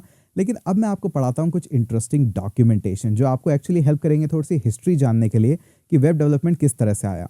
तो सबसे favourite website Mozilla developers blogs, MDN पे हम यहाँ पे जाएंगे। तो यहाँ पे टेक्स्ट फंडामेंटल्स करके आपके पास एक सेक्शन है, इंट्रोडक्शन टू HTML। बहुत सारे लोग ये टैग्स तो पढ़ लेते हैं लेकिन एक्चुअली में वो फंडामेंटल पढ़ना भूल जाते हैं कि क्यों HTML इतना इंपॉर्टेंट है, क्यों पेज के स्ट्रक्चर पे इतना ज़्यादा ध्यान देना चाहिए। जितना आप स्ट्रक्चर पे ध्यान देंगे उतना ही आपका CSS और जावास्क्रिप्ट अच्छा होगा। तो ये सारा जितना भी है ये सब इंस्पायर्ड है वेब पूरा का पूरा आपके न्यूज़पेपर से। तो न्यूज़पेपर के अंदर जिस तरह से हमें हेडिंग्स चाहिए होती है सेक्शंस को डिवाइड करने के लिए, पैराग्राफ चाहिए होते हैं, सब हेडिंग्स चाहिए होती है, सब हेडिंग चाहिए होती है, उसी बेसिस पे है। तो ये यहाँ पे एक बहुत ही इंटरेस्टिंग एग्जांपल दे रखा है। अगर आप थोड़ा सा स्क्रॉल करेंगे that why we need a structure, तो अगर स्ट्रक्चर नहीं होगा तो आपका वेब पेज इस तरह से दिखेगा। अभी शायद आपको थोड़ी सी इंपॉर्टेंस लगने लगी कि हाँ अभी जब H1 बताया था तो ठीक है सबके लिए ईजी है, H1 होता है, H2 होता है, H6 होता है, पैराग्राफ होता है। बट जब आप इस तरह से एक बार देखते हैं तो आपको लगता है हाँ स्ट्रक्चर काफ़ी इंपॉर्टेंट है। और स्ट्रक्चर इसलिए भी इंपॉर्टेंट है कि आगे जाके आपको जावास्क्रिप्ट से स्ट्रक्चर को मैनिपुलेट भी करना है। जितना अच्छा स्ट्रक्चर होगा मैनिपुलेशन में उतना ईजी होगा। इसके अलावा यहाँ पे देखिए, ये आपका जो लाइव आउटपुट है और ये जो सेक्शन है ये अभी बिल्कुल भी इंटरेस्टिंग नहीं लग रहा है आपको, इनफैक्ट पढ़ने का मन भी नहीं कर रहा होगा। लेकिन जैसे आप क्लिक करते हैं शो सॉल्यूशन तो देखिए अभी सब कुछ इंटरेस्टिंग हो गया है। Live output, my short story, अभी लग रहा है हाँ यहाँ पे किसी ने अपनी स्टोरी बताने की कोशिश करी है, अपना इंट्रोडक्शन देने की कोशिश करी है। जैसे आप हाइड सॉल्यूशन करते हैं तो ये तो आपको सिंपली एक पैराग्राफ लगा, यहाँ पे अभी लगा ही नहीं कि इसके ऊपर हेडिंग्स भी आ सकती है। तो सिर्फ हेडिंग्स डालने से आप कितना पेज का स्ट्रक्चर कर सकते हैं। उसके बाद थोड़ी सी डिटेल्स यहाँ पे सिमेंटिक्स के बारे में भी है, बहुत अच्छे एग्जांपल्स भी हैं, प्लीज़ इसको पढ़िएगा कि सिमेंटिक्स क्यों इंपॉर्टेंट है। सिमेंटिक्स सिंपली है कि जब कोई भी चीज़ हमारे अराउंड हो रही है कि उसका एक स्ट्रक्चर होना चाहिए, एक पैटर्न होना चाहिए, एक प्रोटोकॉल होना चाहिए जो फॉलो करते हैं। बहुत अच्छा यहाँ पे एग्जांपल दे रखा है कि ट्रैफिक लाइट में हम हमेशा रेड को स्टॉप के लिए यूज़ करते हैं, डिपेंड नहीं करता कौन सी कंट्री में है। आप यूएसए में भी यही स्ट्रक्चर फॉलो करते हैं और इंडिया में भी यही स्ट्रक्चर फॉलो करते हैं। तो जब इस तरह के स्ट्रक्चर्स आपके वेब एलिमेंट्स में भी होते हैं जो कि ऑलरेडी जो स्टैंडर्ड्स हैं अवेलेबल मार्केट में, उन्हीं को अगर फॉलो करते हैं तो वेब पेज आपका ईजिली क्रॉल भी होगा, आपका ईजिली सर्च में भी आएगा और बाकी भी काफ़ी एडवांटेज होते हैं। जैसे कि अभी स्ट्रक्चर हमारे पास चेंज हो गया है कि हर जगह हम डिव यूज़ नहीं करते हैं, हम सब जगह प्रेफर करते हैं हेड, फुटर, सेक्शन, असाइड्स, ये सब यूज़ करते हैं। तो ये सारी बातें हैं सिमेंटिक्स की जो आगे जाके हम और भी करेंगे। बट आई होप आपको थोड़ा सा इंटरेस्ट आया होगा कि हाँ डॉक्यूमेंटेशन पढ़ना भी इंटरेस्टिंग है। मैं हमेशा हमेशा एम्फेसिस देता हूँ कि जितना आप डॉक्यूमेंटेशन पढ़ेंगे उतना ज़्यादा ईजी होगा आपके लिए इंटरव्यूज़ क्रैक करना। तो ये था हमारा कुछ बेसिक एग्जाम्पल और कुछ एक्सरसाइज जो हमने PW लैब्स पे करी। सिंपली किस तरह से हमारे पास हेडिंग होती है और किस तरह से हमारे पास पैराग्राफ टैग्स होते हैं और लाइन ब्रेक्स यूज़ होती है। इन सभी के बारे में उम्मीद करता हूँ आपने MDN डॉक्यूमेंटेशन के ऊपर जाके कुछ 10 से 15 मिनट बिताए होंगे ताकि आपको कुछ आइडिया लग जाए। अब नेक्स्ट हम इस वीडियो के अंदर जानेंगे CSS लिंकिंग के बारे में और थोड़ा सा डॉक्यूमेंटेशन रीड करेंगे ग्लोबल एट्रीब्यूट्स के बारे में। CSS लिंकिंग देखिए एक HTML पेज है, वो अकेला कुछ भी नहीं कर सकता, वो सिर्फ एक स्ट्रक्चर डिफाइन करता है। लेकिन जितना अच्छे से स्ट्रक्चर डिफाइन होगा उतना ही अच्छा रहेगा। तो इस वीडियो के अंदर हम सीखेंगे कि उस स्ट्रक्चर को और डिफाइन कैसे कर सकते हैं और CSS को किस तरीके से ऐड कर सकते हैं। अब CSS ऐड करने के लिए काफ़ी तरीके हैं हमारे पास और उन सभी के अपने अपने प्रोज हैं, अपने अपने कॉन्स हैं। कुछ जगह कुछ अच्छे होते हैं, कुछ जगह कुछ नुकसान है और हमेशा डेवलपर्स के अंदर डिबेट रहती है कि ये बेस्ट है और ये नहीं है। तो अभी हम यहाँ पे सीखते हैं सबसे पहला तरीका। सबसे पहला तरीका क्या है कि अगर मुझे H1 के अंदर कुछ स्टाइलिंग देनी है तो मैं यहाँ पे डायरेक्ट ही स्टाइल टैग का यूज़ कर सकता हूँ। अभी जो स्टाइल टैग है इसी के बारे में ही हम और आगे बात करेंगे ग्लोबल एट्रीब्यूट्स के बारे में। आप ये स्टाइल टैग किसी भी HTML टैग के साथ यूज़ कर सकते हैं, चाहे वो H1 हो चाहे वो पैराग्राफ हो। अब ये जो फैसिलिटी आपको दी है कि आप किसी भी टैग के अंदर स्टाइल यूज़ कर सकते हैं, इन्हीं को बोला जाता है ग्लोबल एट्रीब्यूट्स। इनके बारे में बताऊंगा कि किस तरह से ब्राउज़र कंपैटिबिलिटी होती है, आगे जाके कुछ एलिमेंट्स में कैसे ये काम करते हैं और भी कुछ डिटेल्स। बट अभी मैंने कहा कि मुझे चाहिए H1 के अंदर स्टाइलिंग और मुझे चाहिए स्टाइलिंग स्पेसिफिकली बैकग्राउंड कलर। तो आप जो भी चाहे बैकग्राउंड कलर यूज़ कर सकते हैं। मैं एक कलर यूज़ करता हूँ यहाँ पे D1 हेक्स कोड कलर। तो ये थोड़ा सा ग्रेइश टोन का कलर है हमारे पास जो होगा। आप चाहें तो इस पर होवर करके और इसको डार्क कर सकते हैं, जैसे हम कर देते हैं 8F। अगेन ग्रेइश कलर है। सेव करते हैं और जाते हैं यहाँ पे और ऑब्वियसली बात है देखेंगे तो सिंपली हमारे पास ग्रेइश कलर आ गया है जिसमें कोई भी मैजिक नहीं था। इसी तरह से CSS काम करती है। बट ये एक पहला तरीका है कि किस तरह से आप स्टाइल टैग का यूज़ करके इनलाइन CSS लिख सकते हैं। इतना ही नहीं, आप चाहें तो यहाँ पे हेड के अंदर आ सकते हैं और यहाँ पे हम अपना स्टाइल टैग ही क्रिएट कर सकते हैं इस तरह से। तो जैसे ही आप स्टाइल टैग क्रिएट करेंगे, अब आप किसी भी एलिमेंट को टारगेट स्पेसिफाई करके उसको रीच आउट करके और उसका स्टाइलिंग कर सकते हैं। जैसे सपोज करिए मुझे चेंज करना है H2 के अंदर, तो H2 के अंदर मैं यहाँ पे वापस से बैकग्राउंड कलर चेंज करूँगा। तो बैकग्राउंड कलर हम यहाँ पे कुछ भी देते हैं। तो इस पर होवर करके हम बैकग्राउंड कलर एक चूज़ करते हैं। तो सिंपली इस पर होवर करते हैं यहाँ पे और थोड़ा सा, ठीक है, ये हम थोड़ा सा डार्किश कलर चूज़ कर लेते हैं, ठीक है। और इस पर एक बार और क्लिक करेंगे तो ये RGB से हेक्स कोड में कन्वर्ट हो जाता है। यहाँ पे डिफ़ॉल्ट फीचर है VS कोड का, सभी को पता होगा। सेव करके देखते हैं यहाँ पे कि H2 हमारे जितने भी अवेलेबल हैं उन सबको हमने ये मैरून कलर यहाँ पे दे दिया है। तो ये हो गया सेकंड मेथड, सेकंड तरीका इसको यूज़ करने का। अब कुछ और यहाँ पे ग्लोबल एट्रीब्यूट्स होते हैं, जैसे कि H2 या H6 के अंदर आप चाहें तो क्लास भी दे सकते हैं। क्लासेस और IDs स्पेसिफिकली इनको टारगेट करने के काम में आती है। जैसे आप चाहते हैं कि इसको मैंने दे दिया ब्लू, तो ये वाला टारगेट है। आप खुद ने अपने स्पेसिफिकेशन डिफाइन कर ली कि जहाँ पे भी क्लास ब्लू होगी वहाँ पे मैं बैकग्राउंड ब्लू दूंगा, या फिर आपने क्लासेस को इस तरह से डिफाइन कर दिया कि BG-blue तो इसका बैकग्राउंड ब्लू होगा, और इसका कलर वाइट होगा। इस तरह से आप और भी क्लासेस डिफाइन कर सकते हैं। तो हम यहाँ पे एक डिफाइन करते हैं कि मेरी एक क्लास है यहाँ पे bg-blue। इस क्लास के अंदर मुझे बैकग्राउंड देना है, तो बैकग्राउंड कलर आप यहाँ पे यूज़ कर सकते हैं। ठीक है, ये स्पेसिफिसिटी आ गई है हमारे पास। और बड़े ध्यान से मैं यहाँ पे आया, ब्लूइश कलर, एक डार्क शेड हम चूज़ कर लेते हैं। और ऑब्वियसली बात है, सिर्फ इतने में काम नहीं चलेगा, इसका कलर भी हमें वाइट करना पड़ेगा अगर इसको थोड़ा सा भी हमें अच्छा दिखने वाला बनाना है तो ठीक है, यहाँ पे हम कलर चूज़ करते हैं वाइट। सेव किया और इसको यहाँ पे हमने रीलोड किया तो हमने देखा कि ये ब्लू और वाइट के अंदर है। तो ठीक है, दो तरीके तो हमें समझ में आ गए किस तरह से किया जाता है। अब जैसे ही आपने डिफ़ॉल्ट PW लैब्स के अंदर फाइल बनाई होगी तो आपको मिलेगा यहाँ पे style.css। अभी जो style.css इसके अंदर काफ़ी कुछ लिखा हुआ है, हम सभी रिमूव कर देते हैं इसको। अब इसके अंदर मैं क्या करूँगा कि एक सिंपली बॉडी को ही कंप्लीटली टारगेट करते हैं और उसका बैकग्राउंड कलर देते हैं थोड़ा सा ग्रेइश शेड में, क्योंकि अभी जितना भी है वो सब बहुत ज़्यादा वाइट है। तो ऑब्वियसली बात है, डेवलपर्स को डार्क मोड ज़्यादा पसंद होता है, तो हम इसको थोड़ा सा डार्क शेड में यूज़ करते हैं, हेक्स कोड में 444। और जितना भी बॉडी के अंदर टेक्स्ट है उसको हम कलर दे देते हैं वाइट। तो यहाँ पे हमने इसको दिया वाइट कलर। अभी हमने इतना किया तो ऑब्वियसली बात है, यहाँ पे आके रीलोड करके देखते हैं, कुछ भी नहीं हुआ है, क्योंकि हमने उस फाइल को अटैच ही नहीं करा है, उस फाइल को लिंक ही नहीं करा है। ठीक है, तो हम index.html के अंदर आते हैं और हम यहाँ पे क्या करेंगे, इस स्टाइल टैग के जस्ट नीचे हम यहाँ पे लिखेंगे link:CSS। अब ये एमिट के शॉर्टकट्स हैं जो मैंने ऑलरेडी आपको एक बड़े से वीडियो में एमिट के अंदर बताए थे। इसको जैसे ही करा तो इसने कहा style.css को टैग कर दो, बट यहाँ पे प्रॉब्लम हो जाएगी क्योंकि फाइल का नाम बड़े ही ध्यान से लिखना होता है। हमारी जो डिफ़ॉल्ट फाइल है वो है styles.css। फोल्डर डायरेक्टरी देख लीजिए, अगर करंट डायरेक्टरी में है तो ठीक है, // वरना पीछे चल जाइए, आगे चल जाइए, जैसा भी आपको ठीक लगे। अभी करंट डायरेक्टरी में है तो मैं इसको सेव करता हूँ, यहाँ पे जाता हूँ तो जितना भी मेरा टेक्स्ट है वो सारा ब्लैक और टेक्स्ट वाइट और बैकग्राउंड डार्क हो गया है।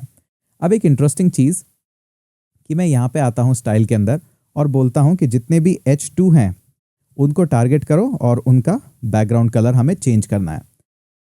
तो जितने भी H2 है उनका बैकग्राउंड कलर हमें कुछ इस टाइप का बैकग्राउंड कलर रखना है। ठीक है, और टेक्स्ट को हम कर देते हैं वाइट। तो ये हमने किया टेक्स्ट को वाइट। ठीक है, कुछ भी मैजिकल नहीं है, आप सभी ने देखा। बताना मैं आपको ये चाहता हूँ कि जब आप यहाँ पे आएंगे तो देख सकते हैं कि हमारा टेक्स्ट सारा वाइट हो गया है और जो साइन कलर, टर्कोइस कलर हमने जो यूज़ करा है वो यहाँ पे आ गया है। अब वापस से हम जाते हैं। अब की बार मैं क्या करूँगा, इस जो लिंक है इसको मैं यहाँ से कट करता हूँ और स्टाइल के ऊपर लिख देता हूँ।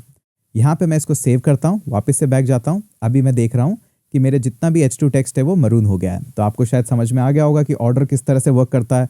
आपने स्टाइल शीट यहाँ पे इंक्लूड करी तो CSS सारी आ गई, लेकिन यहाँ पे आने के बाद आपने CSS ओवरराइट कर दी। अगर आप इस लिंक टैग को यहाँ से हटा के और लाइन नंबर 8 से हम इसको हटा देते हैं और इसको लिख देते हैं लाइन नंबर 17 के ऊपर, तो आई थिंक मैंने कुछ गलत कट कर लिया है। वापस से कमांड Z करते हैं इसको।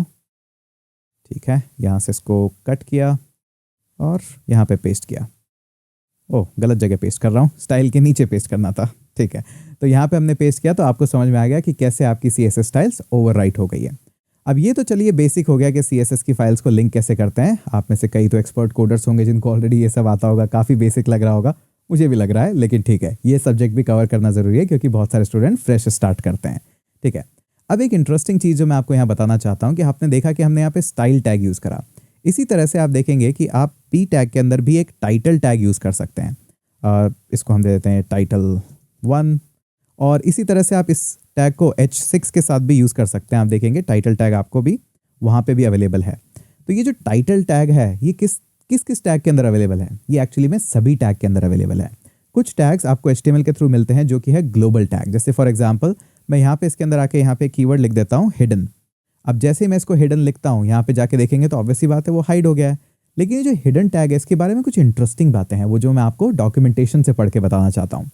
तो ग्लोबल एट्रीब्यूट्स एटलीस्ट एक ऐसा टॉपिक HTML जिसके अंदर मैं रेकमेंड करता हूँ कि प्लीज़ MDN पे जाके एटलीस्ट ये डॉक्यूमेंटेशन पढ़ लीजिए, क्योंकि आगे जाके जब आप HTML को बनाएंगे और ज़रा सिमेंटिक्स लिखेंगे इसके बारे में और फिर स्ट्रक्चर बनाएंगे, तब कई बार आपको एक्सेसिबिलिटी का एक फंक्शन डालना पड़ता है ताकि कुछ लोग कीबोर्ड से ही पूरा आपका वेबसाइट एक्सेस कर पाए, या फिर कुछ लोग हैं जो इस एक्सेसिबिलिटी फीचर्स को यूज़ करना चाहते हैं उनको यूज़ करें। तो एटलीस्ट उसके लिए ग्लोबल एट्रीब्यूट्स पढ़ लीजिए। ग्लोबल एट्रीब्यूट्स वो एट्रीब्यूट्स है जो हर एक HTML एलिमेंट्स के अंदर डिफाइन होते हैं, और इंटरेस्टिंगली जो HTML एलिमेंट्स स्टैंडर्ड के थ्रू डिफाइन नहीं है उनमें भी इन एलिमेंट्स को काम करना ज़रूरी है। ये ब्राउज़र्स को सबको स्टैंडर्ड्स बताए जाते हैं। जैसे यहाँ पे इन्होंने एक एग्जांपल भी दे रखा है कि जैसे आपके पास ये जो फू है, ये कोई वैलिड आर्ग्यूमेंट तो वैलिड एलिमेंट तो है नहीं HTML का, बट यहाँ पे भी अगर आप हिडन देंगे तो इसको भी हाइड करना ही पड़ेगा ब्राउज़र को। आगे जाके जब आप JSX लिखेंगे रिएक्ट वगैरह के अंदर तो देखेंगे कि ये जो हिडन एलिमेंट्स हैं और इस तरह के एलिमेंट्स हैं, ये बड़े ही काम के होते हैं और कई जगह बहुत ज़्यादा काम करते हैं। अच्छा, इतना ही नहीं, आपके पास बहुत सारे ग्लोबल इवेंट हैंडलर भी होते हैं। उसके बाद आपके ग्लोबल एट्रीब्यूट्स की लिस्ट भी है यहाँ पे, एक्सेस की, ऑटो कैपिटलाइज। अच्छा, एक चीज़ इंपॉर्टेंट यहाँ पे है, इसको ज़रूर पढ़िएगा। यहाँ पे आपके पास एट्रीब्यूट से जो कॉमन होते हैं, लेकिन they can be used on all elements, तो they may not have effect on some element. तो सब एलिमेंट्स पे ऐसा जरूरी नहीं काम भी करें, हाँ अलाउ सब जगह है, बट कई बार काम करते हैं, कई बार नहीं करते। आर्या एलिमेंट बहुत ही इंटरेस्टिंग है, बहुत ही इंपॉर्टेंट है, तो प्लीज़ इसके बारे में तो एटलीस्ट पढ़ ही लीजिएगा थोड़ा सा और। अच्छा, ये लिस्ट है हमारे पास, ऑटो फोकस, क्लास, हमने देखा कहीं पे भी हम क्लास ऐड कर सकते हैं, तो ये उसी एट्रीब्यूट के बारे में बात कर रहा है। और भी बहुत सारे हैं, ड्रैगेबल बना सकते हैं किसी को भी, हिडन के बारे में हमने थोड़ा सा देखा है यहाँ पे, जिनके ऊपर भी ये लिखा हुआ है ये एक्सपेरिमेंटल फीचर्स हैं, कुछ डिलीटेड होते हैं, कुछ एक्सपेरिमेंटल होते हैं। तो जैसे जैसे आप डॉक्यूमेंटेशन और पढ़ने लगेंगे आपको इन सब की आदत लग जाएगी। डॉक्यूमेंटेशन बहुत ही इंटरेस्टिंग चीज़ है, इसको सबसे ज़्यादा पढ़िए, कई बार बुक से भी ज़्यादा इन्फॉर्मेशन यहाँ पे आंखों के सामने ही डायरेक्ट मिल जाती है। एक लास्ट चीज़ और बताना चाहूँगा जाने से पहले कि ये है आपके पास ब्राउज़र स्पेसिफिकेशन, कि कौन कौन ब्राउज़र इनको एक्सेप्ट करता है, कौन कौन नहीं करता। आप देखते हैं कि सफारी के अंदर ऑटो कैपिटलाइज यहाँ पे नहीं कंपेटेबल है, तो प्लीज़ इनका ध्यान रखिएगा। इस वीडियो के अंदर हम जानेंगे कि कैसे हम इमेजेस को यूज़ कर सकते हैं और कैसे लिंक्स को जनरेट कर सकते हैं। देखिए, लिंक्स के लिए बहुत ही सिंपल सा काम है, उसमें हमें ज़्यादा टाइम नहीं लगेगा। इमेजेस के अंदर मैं आपको कुछ इंटरेस्टिंग डेमोज बताना चाहूँगा जो कि आपके लिए काफ़ी यूज़फुल रहेंगे और काफ़ी इंटरेस्टिंग भी हैं। तो सबसे पहले लिंक्स जनरेट करने के लिए बहुत ही सिंपल है, आप सिंपली ए टैग लिखिए और काफ़ी सारे आपको ऑप्शंस मिलते हैं कि आप ब्लैंक लिख सकते हैं, लिंक, मेल, बहुत सारे ऑप्शंस हैं आपके पास। अभी हम चाहते हैं बेसिक के ऊपर, तो टैब प्रेस कर देंगे। href मीन्स हाइपर रेफरेंस दीजिए मुझे कि कहाँ पे मुझे जाना है। अब ये रेफरेंस हो सकता है किसी डॉक्यूमेंट का हो, तो डॉक्यूमेंट का हो तो आप यहाँ पे सिंपली डॉट/ लिख के जो भी आपका दूसरा HTML डॉक्यूमेंट है उसको रेफरेंस दे सकते हैं, या फिर आप चाहें तो किसी और वेबसाइट का भी रेफरेंस दे सकते हैं, जैसे google.com का मुझे रेफरेंस यहाँ पे देना है। टेक्स्ट क्या शो होना चाहिए? टेक्स्ट शो होना चाहिए सिर्फ गूगल, बस इतनी सी बात है। इसी तरह से हम लिंक्स देते हैं। अब जैसे इसको सेव करेंगे, अभी इस लिंक के अंदर एक छोटी सी प्रॉब्लम है। हम आते हैं, इसको पहले ओपन करते हैं वापस से, तो इसको कॉपी करते हैं और यहाँ पे हम इसको ओपन करते हैं इस टैब के अंदर। ठीक है, तो यहाँ पे हमने पूरा ओपन नहीं करना है, हमें जाना है :5500 पे। तो ठीक है, तो हमें पता लग गया यहाँ पे बाय डिफ़ॉल्ट इसी तरह से लिंक आया। लेकिन अभी इसके अंदर एक प्रॉब्लम ये है कि हमारा जो यूज़र है वो रीडायरेक्ट हो जाएगा इस पेज पे ही, मुझे वो नहीं करना है। तो अगर आपको ऐसा नहीं करना है तो आपको कुछ ऑप्शंस भी मिलते हैं हाइपरलिंक के अंदर कि आप किस टाइप का रेफरेंस देना चाहेंगे। अब इसके अंदर जो डॉक्यूमेंटेशन है वो काफ़ी पुराने भी हैं, आप ज़्यादातर उन टैग्स को यूज़ नहीं करेंगे, सिर्फ एक ही चीज़ आएगी आपकी यूज़, वो है टारगेट। अब टारगेट के अंदर आप देख सकते हैं ब्लैंक भी है, पेरेंट भी है, सेल्फ भी है, टॉप भी है। कुछ इनमें से तब यूज़ होते थे जब हम डॉक्यूमेंट के अंदर डॉक्यूमेंट पहले एम्बेड करते थे। अभी आप सिर्फ एक ही चीज़ यूज़ करेंगे, या तो ब्लैंक या फिर self. Mostly self by default है, तो उसको कुछ नहीं करना है कि उसी पेज के अंदर लोड कर दीजिए। ब्लैंक का सिंपली मतलब है कि उसको नेक्स्ट पेज में ओपन कर दीजिए। तो अभी मैं इसको सेव करता हूँ, यहाँ पे मैं जाऊँगा। अब मैं गूगल ओपन करता हूँ तो एक नया टैब ओपन होता है और नए टारगेट में मेरा google.com ओपन होता है। और भी ऑप्शन है यहाँ पे, जैसे कि आप देख सकते हैं यहाँ पे सेल्फ भी है, डिफ़ॉल्ट होता है, अगर आप इसको हटा देंगे तो भी सेल्फ ही होगा, और यहाँ पे अगर आप सेल्फ लिखेंगे तो भी एक ही बात है। तो लिखने का कोई मतलब ही नहीं है, कोई सेंस ही नहीं है। इसके अलावा पेरेंट भी होता है कि आप पेरेंट फ्रेम के अंदर इसको ओपन करिए। अब आजकल वो पेरेंट फ्रेमिंग उस तरह के HTML बनते ही नहीं है, तो उसको पढ़ने से कोई फ़ायदा भी नहीं है। टॉप पे भी नहीं है आजकल अंडरस्कोर टॉप, तो ये ऑलमोस्ट आप यूज़ कहीं भी नहीं करेंगे, तो उनको पढ़ने का कोई फ़ायदा भी नहीं है। तो ये तो हुआ हमारा बेसिक टारगेट और इन सब के बारे में कि किस तरह से आप यूज़ कर सकते हैं उनको। ठीक है, ये हो गई बेसिक लिंक्स की बात। अब लिंक्स जो है उसके अंदर आपके पास एब्सोल्यूट URL भी हो सकते हैं, रिलेटिव URL भी हो सकते हैं। इसका कहने का मतलब है कि अगर आप किसी डॉक्यूमेंट को रेफ़र कर रहे हैं तो आप रूट डायरेक्टरी से भी कर सकते हैं और वन डायरेक्टरी बैक जाके और इस तरह से भी कर सकते हैं, जो भी आपको ठीक लगे। बस बात यह है कि सबसे अच्छी चीज़ ये है कि आजकल VS कोड आपको देता है सजेशंस, तो सजेशंस बड़े काम के। जैसे आप डॉट/ लिखेंगे, आपको करंट डायरेक्टरी की सारी फाइल्स आ जाएगी। जैसे आप इसको लिंक करना चाहते हैं तो आप सिंपली सजेस्ट कर लीजिए। तो आजकल इतना मिस्टेक होने के चांसेस कम है कि किस तरह से आप लिंक करेंगे, फाइल्स का नाम ध्यान रखिए और भी कुछ। अब इसी तरह से आप लिंक्स के अंदर और इमेजेस भी ऐड कर सकते हैं और भी कुछ कर सकते हैं। जैसे सपोज करिए आपको गूगल नहीं दिखाना है, कोई इमेज दिखानी है, तो आप IMG टैग यूज़ करके वहाँ पे इमेजेस ऐड कर दीजिए। और यही हमारा नेक्स्ट टॉपिक है, ये पढ़ना कि एक्चुअली में इमेजेस कैसे ऐड की जाती है। अभी मैं इसको वापस गूगल कर देता हूँ और इमेजेस के बारे में बात करता हूँ। इमेजेस ऐड करना अगेन सुपर इजी है, सुपर सिंपल है, आप IMG टैग यूज़ करिए। अब इमेजेस के अंदर हमारे पास कपल ऑफ ऑप्शंस हैं यहाँ पे, एस है, साइजेस है, सोर्स सेट है और भी ऑप्शंस हैं। तो मैंने सबसे पहले बेसिक डिफ़ॉल्ट इमेज चूज़ करा। अब मुझे चाहिए सबसे पहले सोर्स, मैं बोलूँगा करंट डायरेक्टरी में इमेजेस रखी है, उस इमेजेस के अंदर मुझे PW स्किल्स का लोगो यूज़ करना है। ऑल टैग, जैसे सपोज करिए PNG के अंदर एक G रह गया है किसी कारण से, तो वहाँ पे आपका जहाँ इमेज डिस्प्ले नहीं हो पा रही है वहाँ पे लोगो डिस्प्ले हो जाएगा, जैसे PW स्किल्स। सेव किया, यहाँ पे देखा, ऑब्वियसली बात है लोगो डिस्प्ले नहीं हो रहा तो उसकी जगह ऑल्ट टेक्स्ट डिस्प्ले हो गया। अगर आपने लिंक प्रॉपरली दिया है इमेजेस का तो ऑब्वियसली बात है लोगो डिस्प्ले होगा ही तब तो। अच्छा, ये हो गई बेसिक आपकी इमेजेस के बारे में बात कि किस तरह से इमेजेस ऐड की जाती है। अब इमेजेस के साथ कुछ और प्रॉपर्टीज़ भी आप सीख ही लीजिए, क्योंकि वो भी आपके काम आएगी। जैसे फॉर एग्जांपल विड्थ, आपको चाहिए 100 पिक्सल्स की विड्थ, तो आपने डिफाइन कर दी। अब ऑब्वियसली बात है आपका जो लोगो है वो 100 पिक्सल का हो गया। इसी तरह से उसके अंदर हाइट भी है, आप चाहे तो हाइट रेस्ट्रिक्ट भी कर सकते हैं। हाइट भी हमने दे दी 100 पिक्सल्स। अब लोगो अच्छा नहीं लगेगा क्योंकि लोगो एक्चुअली में स्क्वायर नहीं है, तो आस्पेक्ट रेशियो एक चीज़ होती है, उसका भी ध्यान रखिएगा कि किस तरह से लोगो अच्छा लगेगा। ज़्यादातर लोग दोनों में से एक ही एट्रीब्यूट चूज़ करते हैं जो उनके लिए प्रायोरिटी होता है। मोस्टली लोग विड्थ ही चूज़ करते हैं, बट ऐसा कंपलसरी नहीं है, आप कोई भी चूज़ कर सकते हैं। ये हो गई हमारी बेसिक बात कि एंकर टैग और इमेज टैग कैसे आता है। अब बताता हूँ आपको कुछ इंटरेस्टिंग इमेज टैग के बारे में। अगर आप डॉक्यूमेंटेशन पढ़ेंगे इमेज टैग का और यहाँ पे देखेंगे एट्रीब्यूट्स, तो देखेंगे बहुत सारे एट्रीब्यूट्स हैं, स्टाइलिंग भी है, एग्जाम्पल भी है। और इन्हीं डॉक्यूमेंटेशन का आप थोड़ा सा पढ़ेंगे और ज़्यादा तो आपको पता लगेगा कि इन इमेजेस के अंदर एरिया भी सेट किया जाता है। बताता हूँ क्या है डिफ़ॉल्ट। आप जैसे ही सर्च करेंगे इमेजेस के अंदर मैप, जो कि एक एट्रीब्यूट है इसके अंदर, और ये कहाँ से पता लगेगा जब आप इसके एट्रीब्यूट्स पढ़ेंगे। इमेज है, सोर्स सेट है, विड्थ है, यूज़ मैप है, ये कुछ तो हमने पढ़ लिया, लेकिन यहाँ पे आप देख सकते हैं बहुत सारे और एलिमेंट्स हैं जिनके आगे डिलीट लग गया है, वो तो डेप्रिकेटेड हो गया, उनके बारे में नहीं ध्यान देना है। लेकिन कुछ इंटरेस्टिंग करते हैं यहाँ पे, चलिए। तो हमने सर्च करा कि मुझे इमेज मैप जनरेटर चाहिए, ठीक है। इमेज मैप सर्च करते ही ये पहला जनरेटर मेरे पास आया। अब मैं क्या करूँगा, यहाँ पे एक इमेज चाहिए, ठीक है। आप इमेज PC से भी लोड कर सकते हैं, बट ध्यान रखिएगा साइज़ वही हो जो इमेज का आप यहाँ दे रहे हैं, वही साइज़ आप यूज़ करिए। अब मैं जाता हूँ एक ऑनलाइन इमेज रिसोर्स पे, तो मैं जाता हूँ pexels.com पे। यहाँ पे बहुत सारी इमेजेस अवेलेबल होती है। जैसे सपोज करिए ये इमेज है, आपने फेसबुक पे या फिर इंस्टाग्राम पे इस तरह की इमेजेस और इनके यूज़ देखे होंगे। राइट क्लिक करते हैं और इमेज एड्रेस को कॉपी कर लेते हैं यहाँ पे। डायरेक्ट URL कॉपी मत कीजिएगा, उसमें इमेज एड्रेस नहीं होता है पूरा। तो अब हम जाते हैं वापस से इमेज जनरेटर पे, बोलते हैं कि एक इमेज में वेबसाइट लोड करिए, वेबसाइट से इमेज लोड करिए यहाँ पे। तो इन्होंने लोड करिए, ठीक है। अब यहाँ पे देखिए, आप बॉटम में आपको दिखेगा कुछ शेप्स, ये बहुत ही इंटरेस्टिंग है। तो ये क्या है, वेबसाइट आपको जनरेट कर देती है कुछ कोड। आप चाहे तो पॉलीगन, सर्कल, मैं रेक्टेंगल ही बनाता हूँ। तो अगर कोई भी यहाँ से लेके यहाँ तक क्लिक करता है इस रेक्टेंगल पे, आप शेप भी डिफाइन कर सकते हैं रेक्टेंगल की। तो हमारे पास ये वाला एरिया आ गया है। मैं एक और एरिया यहाँ पे ऐड करता हूँ, वो भी रेक्टेंगल ही होगा। वो एरिया है यहाँ से लेके और यहाँ तक, तो न्यूज़पेपर के अराउंड समवॉट, ठीक है। अब ये दोनों एरिया यहाँ पे डिफाइन हो गए हैं। तो आप जैसे शो मी कोड पे क्लिक करेंगे तो आपको इमेज के कोऑर्डिनेट्स मिल गए हैं। हर इमेज का एक डायमेंशन है, तो जब भी वो वेबसाइट पे लोड होगी उसका डायमेंशन भी सेम रहने वाला है। तो इसी तरह से जब आप मार्क करते हैं, तो फेसबुक पे आपने देखा होगा टैग योर फ्रेंड्स, तो आप उनका एरिया मार्क कर देते हैं वहाँ पे इमेज के अंदर और आप उसका फ्रेंड का नाम टाइप कर देते हैं। उसी तरह से मुझे यहाँ पे एरिया मिल गया है, ठीक है। तो मैं क्या करता हूँ, इस कोड को यहाँ से कॉपी कर लेता हूँ और फिर इस कोड को समझेंगे कि क्या कर रहा है ये। अब इस इमेज के जस्ट नीचे गया और मैंने पेस्ट कर दिया, ठीक है। तो ये आ गया हमारे पास मैप, ओके, बड़ा इंटरेस्टिंग है।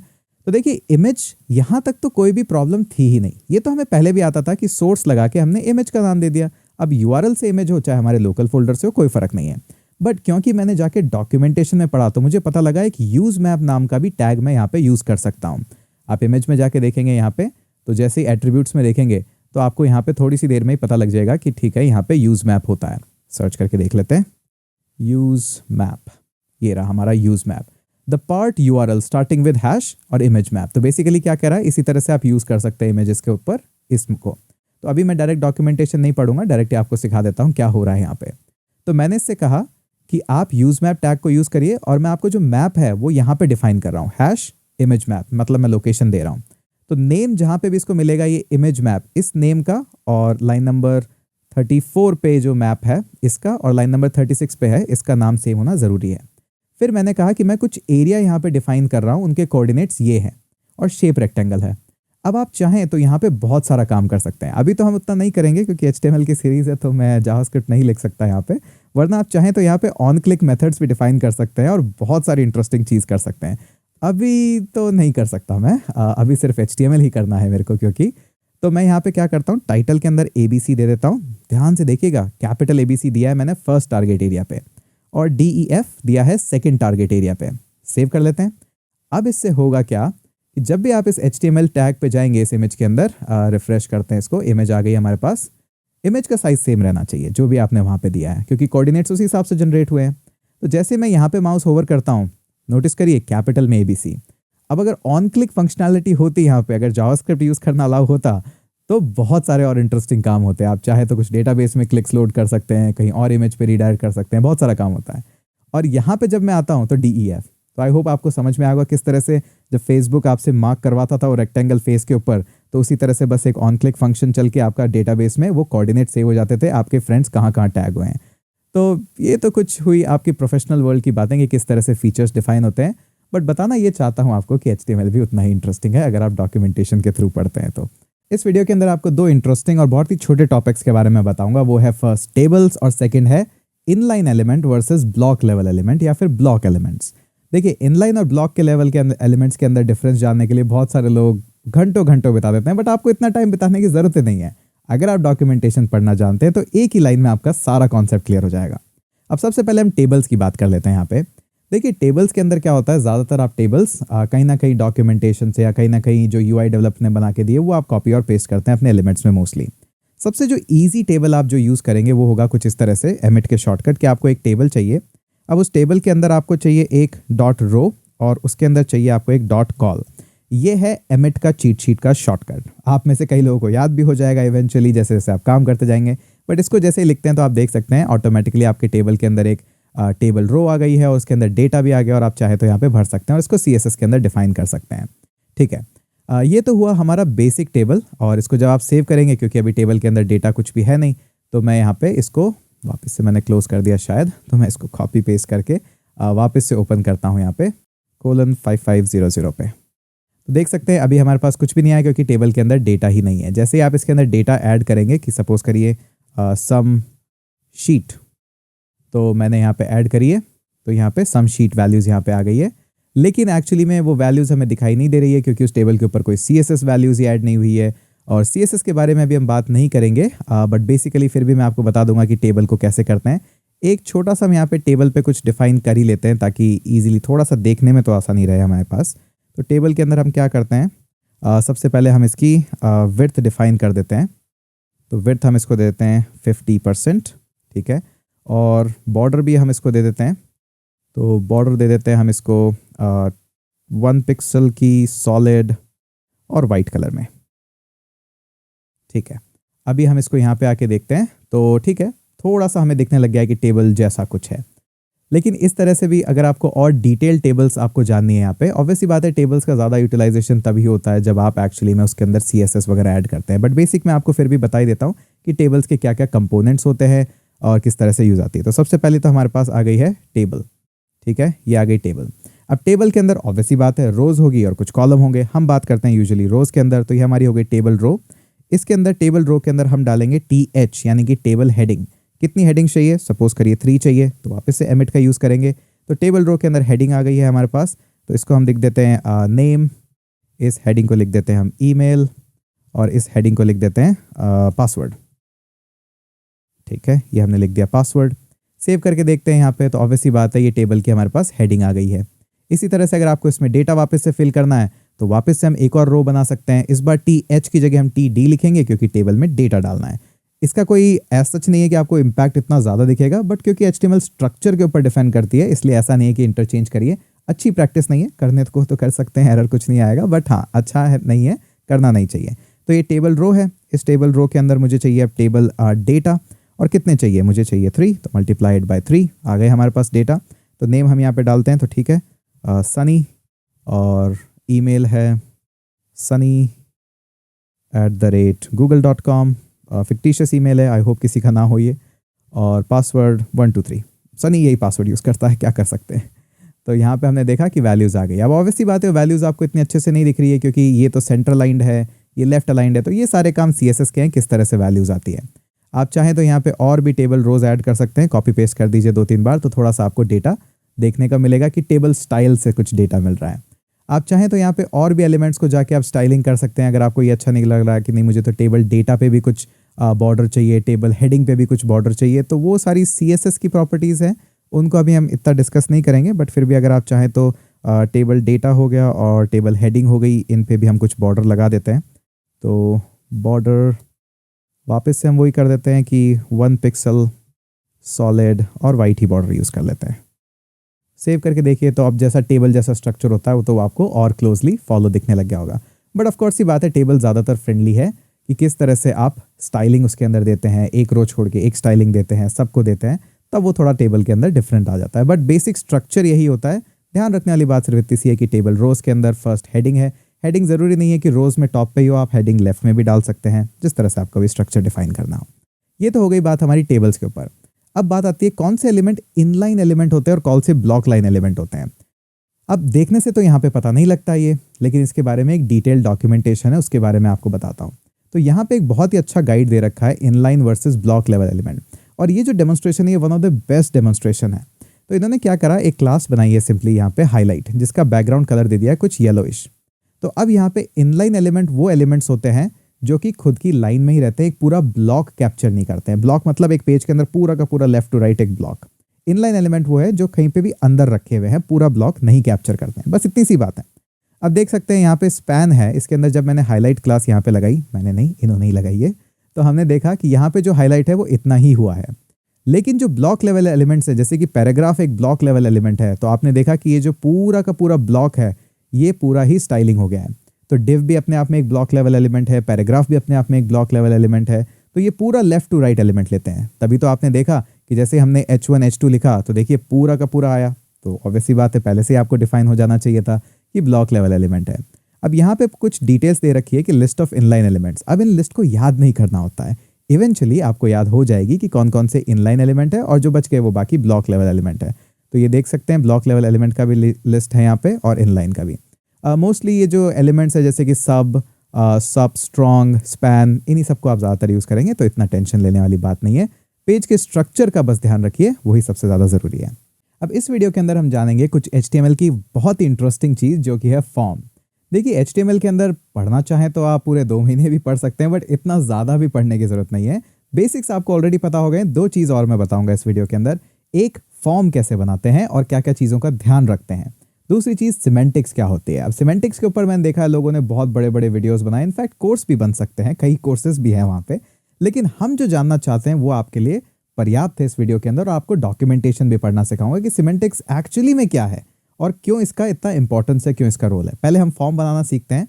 अब फॉर्म के अंदर क्या है, कुछ इंटरेस्टिंग और चीज़ों का ध्यान रखना पड़ता है। फॉर्म अपने आप में एक एलिमेंट है। यहाँ पे आप देख सकते हैं फॉर्म गेट है और पोस्ट है, तो ये टाइप होते हैं फॉर्म के। क्योंकि कई बार फॉर्म होता है बेसिकली जैसे गूगल पे भी एक फॉर्म भरते ही हैं आप, दिखाते हैं कैसा गूगल पे फॉर्म है। ये जो इनपुट एलिमेंट है ये गूगल का फॉर्म ही तो है। इसमें जो भी आप टाइप करते हैं, सर्च करते हैं, जैसे आपने सर्च करा PW, तो PW के बारे में जो भी इंफॉर्मेशन है इसने क्लियर टेक्स्ट में वो डेटा लेके गया यहाँ से, देखिए सर्च क्वेरी PW, और इसने PW के बारे में इंफॉर्मेशन दे दी। लेकिन जब ये यूज़र ID और पासवर्ड लेके जाता है तब ये फॉर्म इस तरह से नहीं जाता है, तब ये पोस्ट डेटा में जाता है।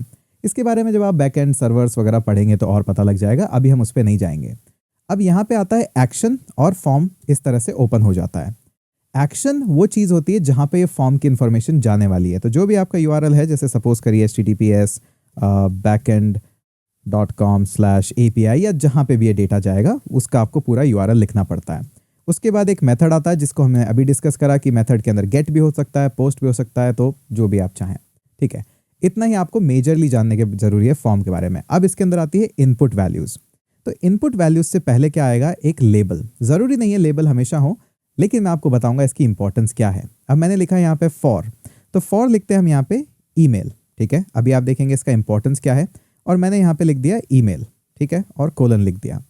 अब लेबल लिखने से क्या होगा कि एक्चुअली में जो आपको दिखाई देगा यहाँ पे, अभी तक तो हमारे पास कुछ भी नहीं आया, तो एक्चुअली में हम क्या करते हैं इसको, सबसे पहले तो ये फॉर्म हमारे पास आ गया है लेबल के साथ, बट इसके टेक्स्ट वगैरह ये सब अभी इतनी आसानी से दिखाई नहीं दे रहे हैं। तो मैं इस टेबल को पूरे को कमेंट कर देता हूँ ताकि इजीली हमें दिखाई तो दे एटलीस्ट।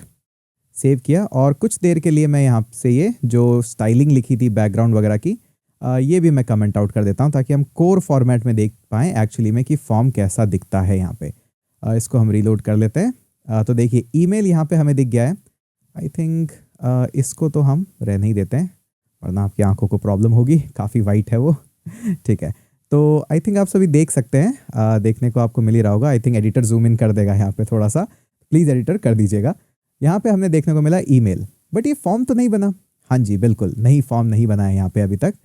लेकिन ये फॉर्म बनेगा कैसे, या फॉर्म जैसा कब दिखेगा, जब आप इसमें इनपुट वैल्यूज़ डालेंगे। तो मैंने यहाँ पे लिखा इनपुट। अब देख सकते हैं इनपुट बहुत टाइप से लिया जाता है। कुछ इनपुट है जैसे बटन फॉर्मेट में है, कुछ हमारे पास चेक बॉक्सेस होते हैं, कलर्स हैं, डेट टाइम है, ईमेल है, बहुत सारे फॉर्मेट्स हैं। आप इसको स्क्रॉल करते जाइए, फाइल, इमेजेस, बहुत तरह से इनपुट आप यूज़र से ले सकते हैं। सबसे ईजी तरीका है आप कोई भी इनपुट चूज़ कर लीजिए। जैसे मंथ आपने चूज़ कर लिया तो ठीक है, सेव करके देखिए, और जैसे आप इसको ड्रॉप डाउन देखेंगे तो आपको पता लगेगा हाँ इस तरह से मंथ का इनपुट लिया जाता है। ये है सेल्फ प्रैक्टिस की चीज़ें, ना कि मैं एक एक चीज़ आपको बताऊं कि मंथ इस तरह से लेते हैं फिर ईयर इस तरह से लेते हैं। तो ऑब्वियस ही बात है आप ही का टाइम वेस्ट होगा। आप इन सभी को एक एक बार प्रैक्टिस करके देख सकते हैं। इंपॉर्टेंट बात यह है कि मुझे चाहिए डिफ़ॉल्ट इनपुट। ठीक है, इसको एक बार मैं रिमूव करता हूँ, वापस से इनपुट पे आते हैं। मुझे चाहिए सबसे बेसिक इनपुट। अब इसका टेक्स्ट जो है टाइप, वो टेक्स्ट है, नंबर भी हो सकता है, कलर भी हो सकता है, बहुत तरह के टाइप है। लेकिन सबसे इंपॉर्टेंट चीज़ देखिएगा, मैं यहाँ पे क्या करता हूँ, इसका एक नेम देता हूँ यहाँ पे।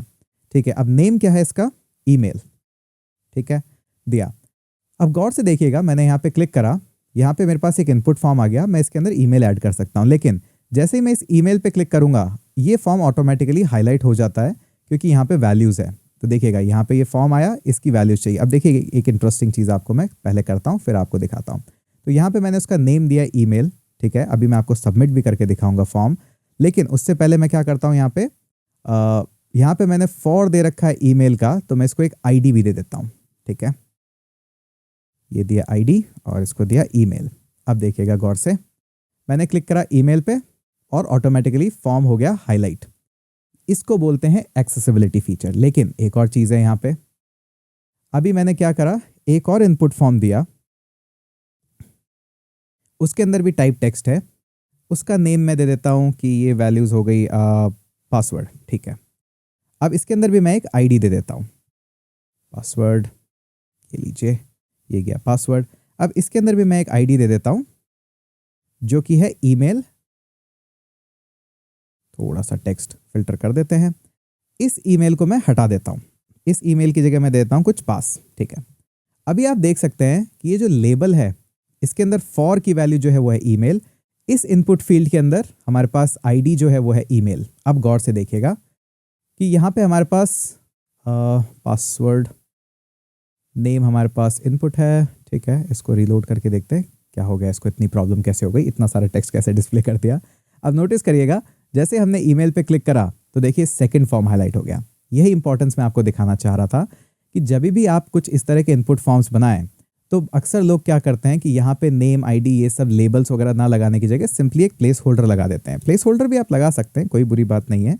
और आप कहेंगे कि जब प्लेस होल्डर लग ही गया है, यूज़र को यहाँ दिख ही रहा है ईमेल, तो फिर यहाँ पे ये ईमेल लिखने की ज़रूरत क्यों है? ज़रूरत है क्योंकि बहुत सारे लोग हैं जो कि स्क्रीन रीडर के थ्रू आपकी वेबसाइट यूज़ करेंगे। गवर्नमेंट प्रोजेक्ट्स में स्पेशली ये बहुत ही इंपॉर्टेंट होता है। तो जहाँ पे ये इस तरह के लेबल्स नहीं है वहाँ पे प्रोजेक्ट्स को रिजेक्ट तक कर दिया जाता है। तो ज़रूरी नहीं है कि आपने सिर्फ वहाँ पे यूज़र को हिंट दे दिया है। तो जो लोग समझ पा रहे हैं, देख पा रहे हैं अच्छे से, जिनको फुल कलर विजन दिखता है, उनके लिए तो ठीक है। लेकिन जिनको कलर विजन नहीं है वो तो इसी के थ्रू ही आपकी हाईलाइट करेंगे फॉर्म्स को और फिल करना चाहेंगे। तो ये छोटी छोटी बातें हैं जो आपको सिमेंटिक्स और स्ट्रक्चर के टाइम ध्यान रखनी होती है। तो चलते हैं वापस। अभी आपने एक लेबल दे दिया ईमेल का, ठीक है। इसी तरह से आप लेबल दे सकते हैं एक पासवर्ड का। तो अभी हम लेबल्स को ठीक कर देते हैं हमारे। तो आईडी दिया, इसका पासवर्ड, और यहाँ पे हम लिख देते हैं पासवर्ड और इसको लेबल दे देते हैं फॉर पास, और इसको भी वैल्यू देते हैं ईमेल आईडी को पास, ठीक है। लेकिन अब जो बात आती है वो ये है कि ये जो नेम है ये हम क्यों दे रहे हैं यहाँ पे, ठीक है। ये भी बड़ी अच्छी बात है। एक बार फॉर्म देख लेते हैं किस तरह से दिख रहा है, ठीक है। ईमेल पे हाईलाइट ये हो रहा है, पासवर्ड पे हाईलाइट ये हो रहा है। तो अब एक बटन भी लगा देते हैं इसको सबमिट करने का। अब जिस तरह से आप ये फॉर्म्स बनाते हैं तो यहाँ पे जैसे ही आप एक बटन लगाते हैं जिसका टाइप होता है सबमिट, देख सकते हैं बॉटम में, और उसको लिख देते हैं सबमिट या फिर डन और समथिंग लाइक दिस। तो जैसे ही अभी हमने मेथड गेट लिख रखा है तो क्या होगा, जो भी वैल्यूज़ आप फिल करेंगे, जैसे कि मैंने लिखा है यहाँ पे टेस्ट और इसको लिखा टेस्ट 1, जैसे ही डन करा तो ये जो फॉर्म है, नोटिस करिए यूआरएल में इसके अंदर नेम गया है ईमेल और उसकी वैल्यू गई है टेस्ट, फिर से नेम गया है पासवर्ड और उसका वैल्यू गई है test1। अब यहाँ पे अभी हमने सेटअप नहीं करा है कि किस तरह से सर्वर्स जाएंगे वो सब, तो उसके बारे में देखने की जरूरत नहीं है, बट ये इसी तरह से काम करता है और यही कुछ इंपॉर्टेंट चीज़ें हैं जो आपको पता होनी चाहिए। अच्छा, अब एक और इंटरेस्टिंग चीज़ मैं आपको बताता हूँ सिर्फ इस इनपुट फॉर्म से। कॉपी कीजिए, ये मुझे एक वेबसाइट पे देखने को मिला था एक्चुअली में, अभी भी आप देखेंगे तो नेमचीप की जो वेबसाइट है वहाँ पे ये प्रॉब्लम अभी भी है। तो देखिए, सपोज करिए ये तो आपने फॉर्म भरा यूज़र के लॉगिन के लिए, ठीक है, यहाँ पे यूज़र ने डन की जगह बोल दिया लॉगिन, लेकिन यहीं पे आपने एक टाइप दे रखा था टेक्स्ट, उसका नेम दे रखा था न्यूज़ लेटर, वहाँ पे भी न्यूज़ लेटर ही है, और यहाँ पे किसी को भी अगर सब्सक्राइब करना है तो अपना ईमेल ऐड कर दें। तो अब प्रॉब्लम क्या होती है एक्चुअली में, जब आपने यहाँ देखा तो अभी ये ऊपर वाला तो ईमेल पासवर्ड ये हमारा फॉर्म है, ठीक है, ये तो हमारा फॉर्म का पार्ट है, इसके लिए तो हमने कुछ ईमेल फॉर्मेट सबमिट रखा ही नहीं है। लेकिन आप क्या देखेंगे, नोटिस करेंगे जैसे ही मैं इस फॉर्म को एक्चुअली में सबमिट करता हूँ या लॉगिन, तो नोटिस करिए ईमेल और पासवर्ड तो यहाँ गया, लेकिन फॉर्म की वैल्यूज़ यहाँ पे कई बार इसकी भी सबमिट हो जाती है। तो प्लीज़ ध्यान रखिएगा कि किस तरह से आपका फॉर्म सबमिट हो रहा है। मैं आपको करके दिखाता हूँ यहाँ पे। दोबारा से ये हमारे पास न्यूज़लेटर है, वैल्यूज़ है, तो इसका नेम हम दे देते हैं यहाँ पे न्यूज़लेटर, ठीक है, और इसके अंदर हम डालते हैं टेस्ट, इसके अंदर डालते हैं test1 और इसके अंदर डालते हैं test22। जैसे इसको लॉगिन करा, अब देखिए अभी तो हमारे पास ये दोनों वैल्यूज़ ही जा रही है क्योंकि फॉर्म सबमिट हुआ है। अब इसको वापस से बैक हम जाते हैं, अब यहाँ पे भी एक बटन लगा देते हैं हम यहाँ पे, ठीक है। अब ये तो फॉर्म है ही नहीं, ये तो सिंपल लॉगिन है, क्या ये सबमिट होगा? यही सबसे इंटरेस्टिंग कहानी है। देखिए बताते हैं आपको, वापस से बैक जाते हैं, रीलोड करते हैं, लॉगिन करिए यहाँ पे, देखिए ये फॉर्म जा ही नहीं रहा है क्योंकि ये फॉर्म ही नहीं है, ये सिर्फ इनपुट है और ये सिर्फ एक फॉर्म है, लेकिन ये सबमिट हो रहा है। तो इसी तरह से आपको इनपुट और वैल्यूज़ को डिफाइन करना होता है। तो सबसे पहले ध्यान रखिएगा कि आपको एक फॉर्म बनाना है, ना कि सिर्फ ऐसे ही इनपुट दे देना है और बटन दे देना है। इनपुट और बटन लगाने से वो वैल्यू सबमिट नहीं होती, आपको फॉर्म बनाना पड़ता है। एक और इंटरेस्टिंग चीज़ आपको मैं बताता हूँ, जब भी आप ये लॉगिन बटन क्लिक करेंगे या फिर ये सबमिट बटन क्लिक करेंगे, इसका वैल्यू कुछ भी हो सकता है, लॉगिन हो कुछ भी हो, टाइप इसका सबमिट होता है। इस टाइप सबमिट का मतलब ये है कि फॉर्म के अंदर जितने भी इनपुट हैं उन सभी को एक साथ सबमिट कर दो। अगर आप इस तरह से आउटसाइड में कुछ भी वैल्यूज़ लगाते हैं तो क्योंकि वो फॉर्म का पार्ट नहीं है तो वो वैल्यूज़ सबमिट नहीं होगा। लेकिन अगर आपका फॉर्म गलती से कई बार कट होके और यहाँ पे आ गया है या फिर किसी कारण से ये यहाँ पे आपने लगा दिया है, तो अब क्या होगा कि आप जाएंगे, आपको दिखेगा तो सब कुछ ऐसा ही कि ठीक है ये अलग है, ये अलग है, लेकिन जब आप इसको सबमिट करना चाहेंगे किसी को भी, तो नोटिस करिए वैल्यूज़ अब आपकी सारी की सारी जा रही है। तो प्लीज़ जो नेमचीप की वेबसाइट है उसमें भी यही प्रॉब्लम है, कहीं ना कहीं से वो फॉर्म जो फील्ड है वो वहाँ पे फिल आउट हो गया होगा, हो सकता है अभी तक ठीक कर दिया उन्होंने, बट कहीं ना कहीं ये फॉर्म वैल्यूज़ अगर फिल हो गई यहाँ पे या स्पिल हो गई तो आपकी सारी वैल्यूज़ ही सबमिट होती है, जितनी भी वैल्यूज़ उस फॉर्म के अंदर आती है। तो ज़रूरी नहीं है कि आपके पास लॉगिन है, आप देख सकते हैं यहाँ पे 2 सबमिट बटन्स हैं, एक लॉगिन और एक ये दूसरा वाला लॉगिन। आप किसी को भी दबाएंगे वैल्यूज़ सारी ही सबमिट हो जाएगी। दोबारा से करके आपको मैं बताता हूँ, इस लॉगिन को भी क्लिक करेंगे तो भी सारी वैल्यूज़ सबमिट हो रही है, इस लॉगिन को क्लिक करेंगे तो भी सारी वैल्यू सबमिट हो रही है। तो कहने का तात्पर्य ये है कि फॉर्म को बड़े ध्यान से यूज़ करिएगा, बहुत ही इंटरेस्टिंग चीज़ है।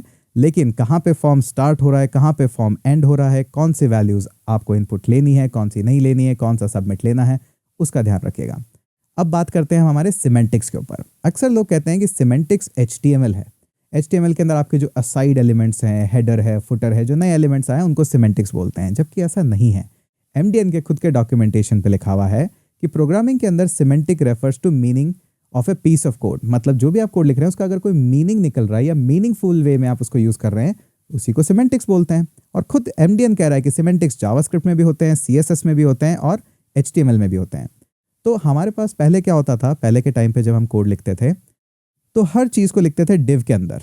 तो हमारे पास डिव हुआ, उसी को हमने एक क्लास दे दी, सपोज करिए फुटर, और इसी तरह से हमने डिव के अंदर एक और क्लास दे दी कि डिव डॉट हेडर, और उसी को हम मान लेते थे कि ये हेडर है। यही तरीका होता था पहले के टाइम में।